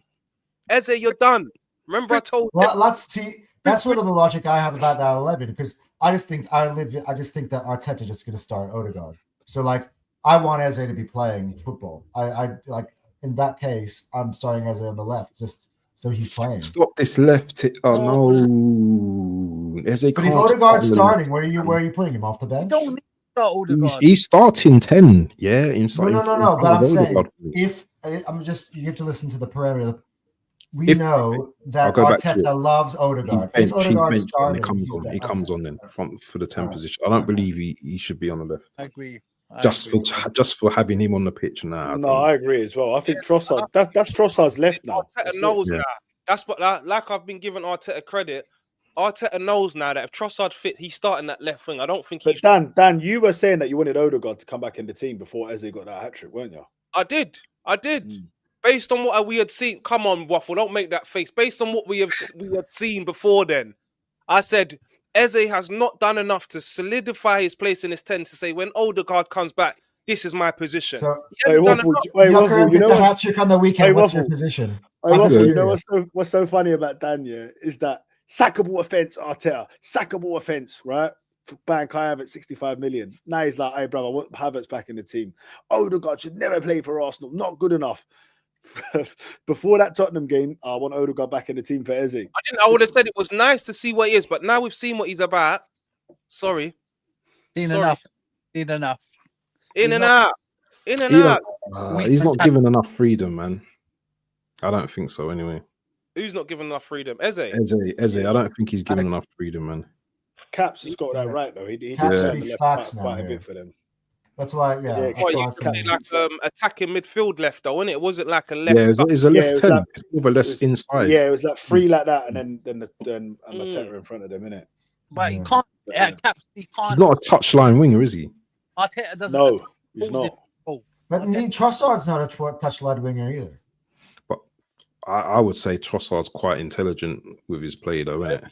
Wouldn't you say that man. Eze is intelligent with his play? Eze can get people to move I off the didn't ball say without even that. I having to said move. Trossard's quite He can very read his shoulders and intelligent with his play. eyes and get defenders to start Yeah, and moving off Trossard, his see spot. that cut back against what he done to Pedro Porro. That's the worst I've ever seen anyone do to a player. what he done to him. That goal against Sunderland, that goal on Saturday. Listen, he's the man. He's been He's dangerous. He's been our best. He's been our best. We've player, got so bro. many options in this team. That's been really our where it best. comes down What? to. He's been our best player this season. Yeah, he's been our best attacker. Who's been better than Yeah, no, Trossard? he has. No, you said breast. You said breast. Not even, Yeah, Dan, you got breast on the mind, bro. You get me? No, You got breast you on did. the mind. When we go back, breast. Did I? You said breast.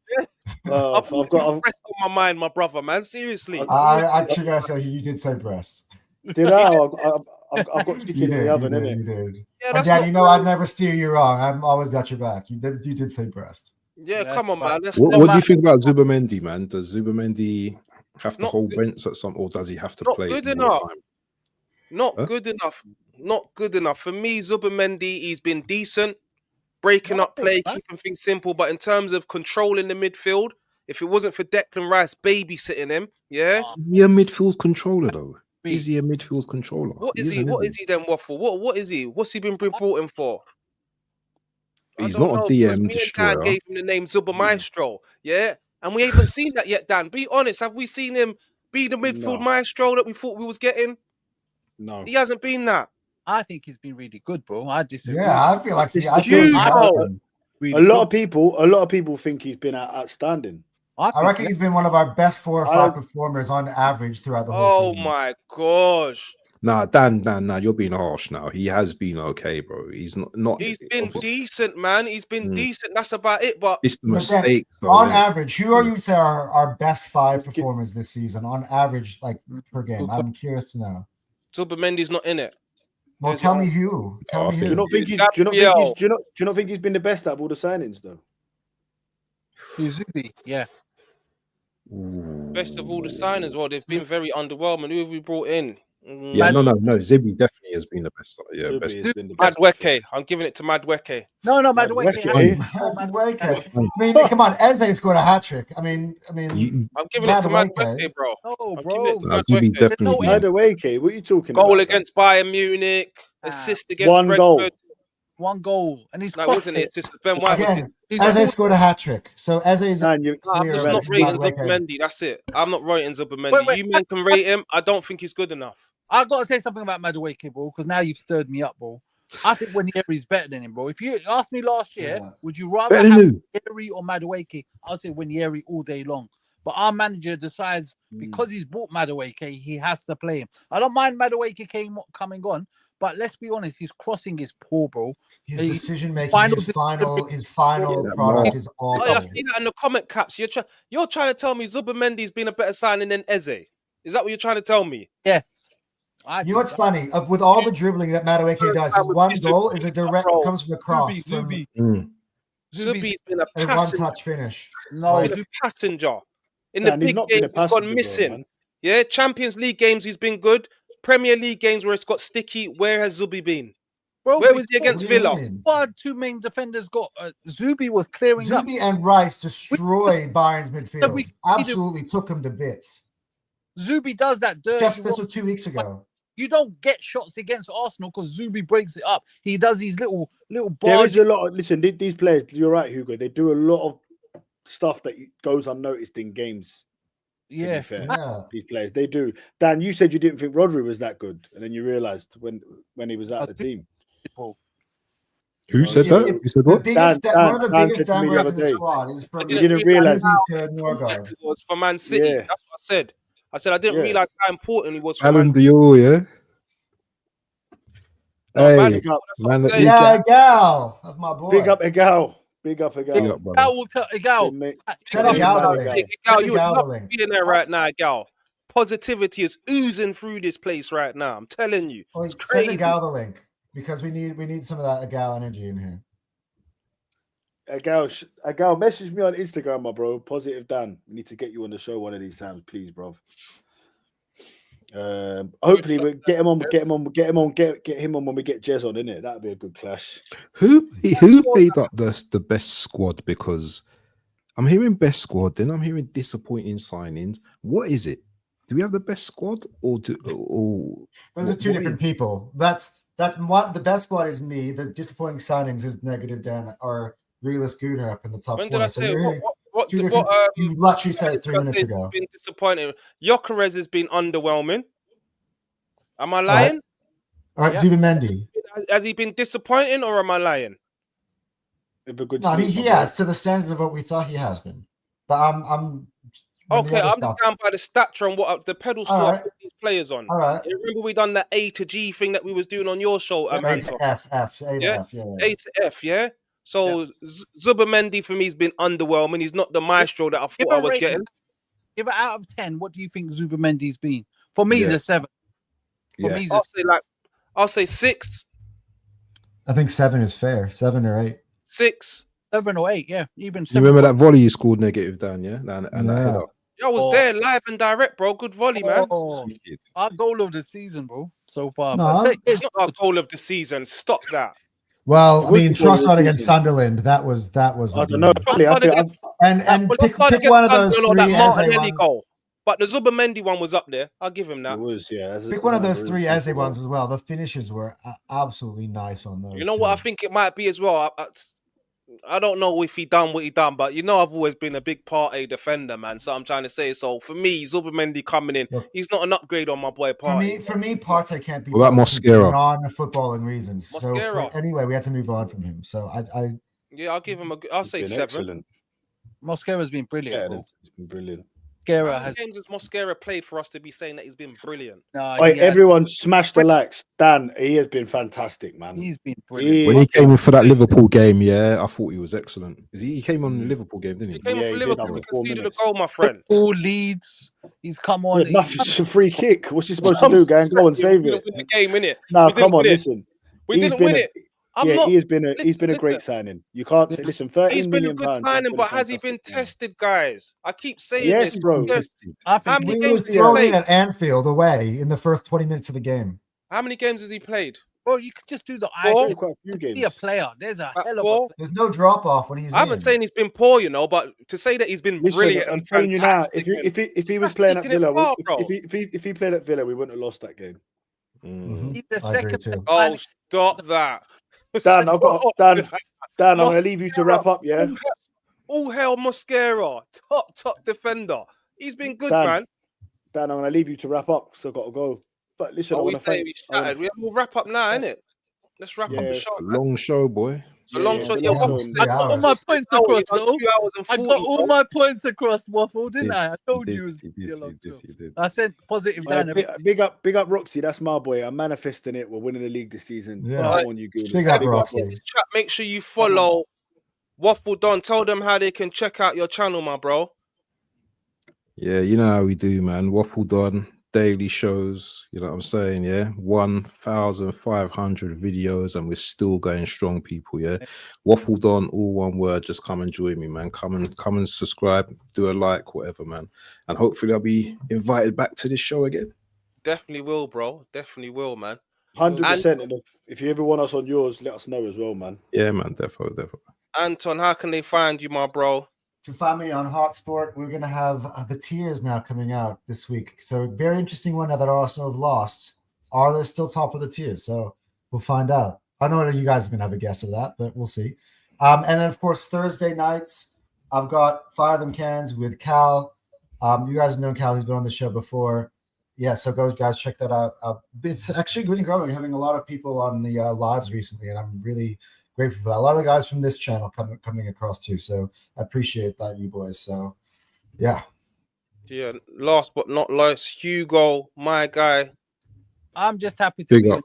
a guy, man. Like, I'm just happy to contribute. No He's YouTube coming to plans, no support us. social media plans. I just need the therapy. I come here just to rant, bro. Yes, my guy. Come on. Big up. man. You're on Did you feel Instagram, better bro. now? You're on Insta. It's You're a on 2 Insta. hours, 40 minutes. Yeah, You bro. know what I mean?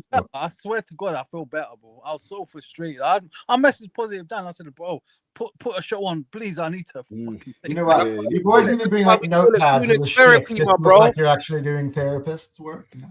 This is therapy, bro. If you're Arsenal fan, Monday nights therapy. Hugo, he wanted to know Waffle. if You on was, Insta or anything? Insta. No, yeah, bro. I come on AFTV. You know, like some people go there for clout. I don't really go. Whatever I feel, I just say Yeah. it. Good, right or wrong. Like, Yeah. I don't care what people think about me.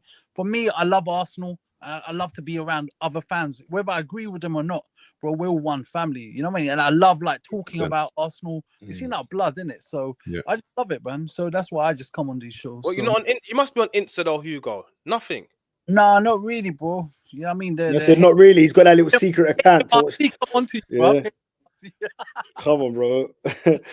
Hey, listen, we've got a show, obviously our 4th episode of Take the L coming with Manchester United fans, Liverpool fans, And for the Chelsea first fans. time, We're looking for a Spurs fan. So if anyone knows a Spurs fan that might want to get involved, please let first us time we're know. gonna be on there where we've taken the L dance. Yeah, it's going to be the Oh, first time on no, again. yeah. We're taking the L, and United have won convincingly.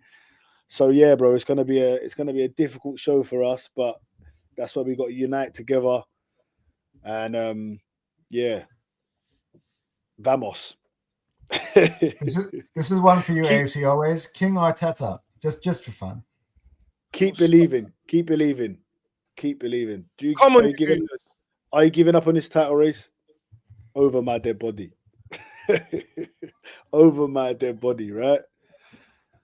We're still going to win this Premier League. Keep the faith, everyone, man. Thanks for watching. Big up. Peace Big up, out.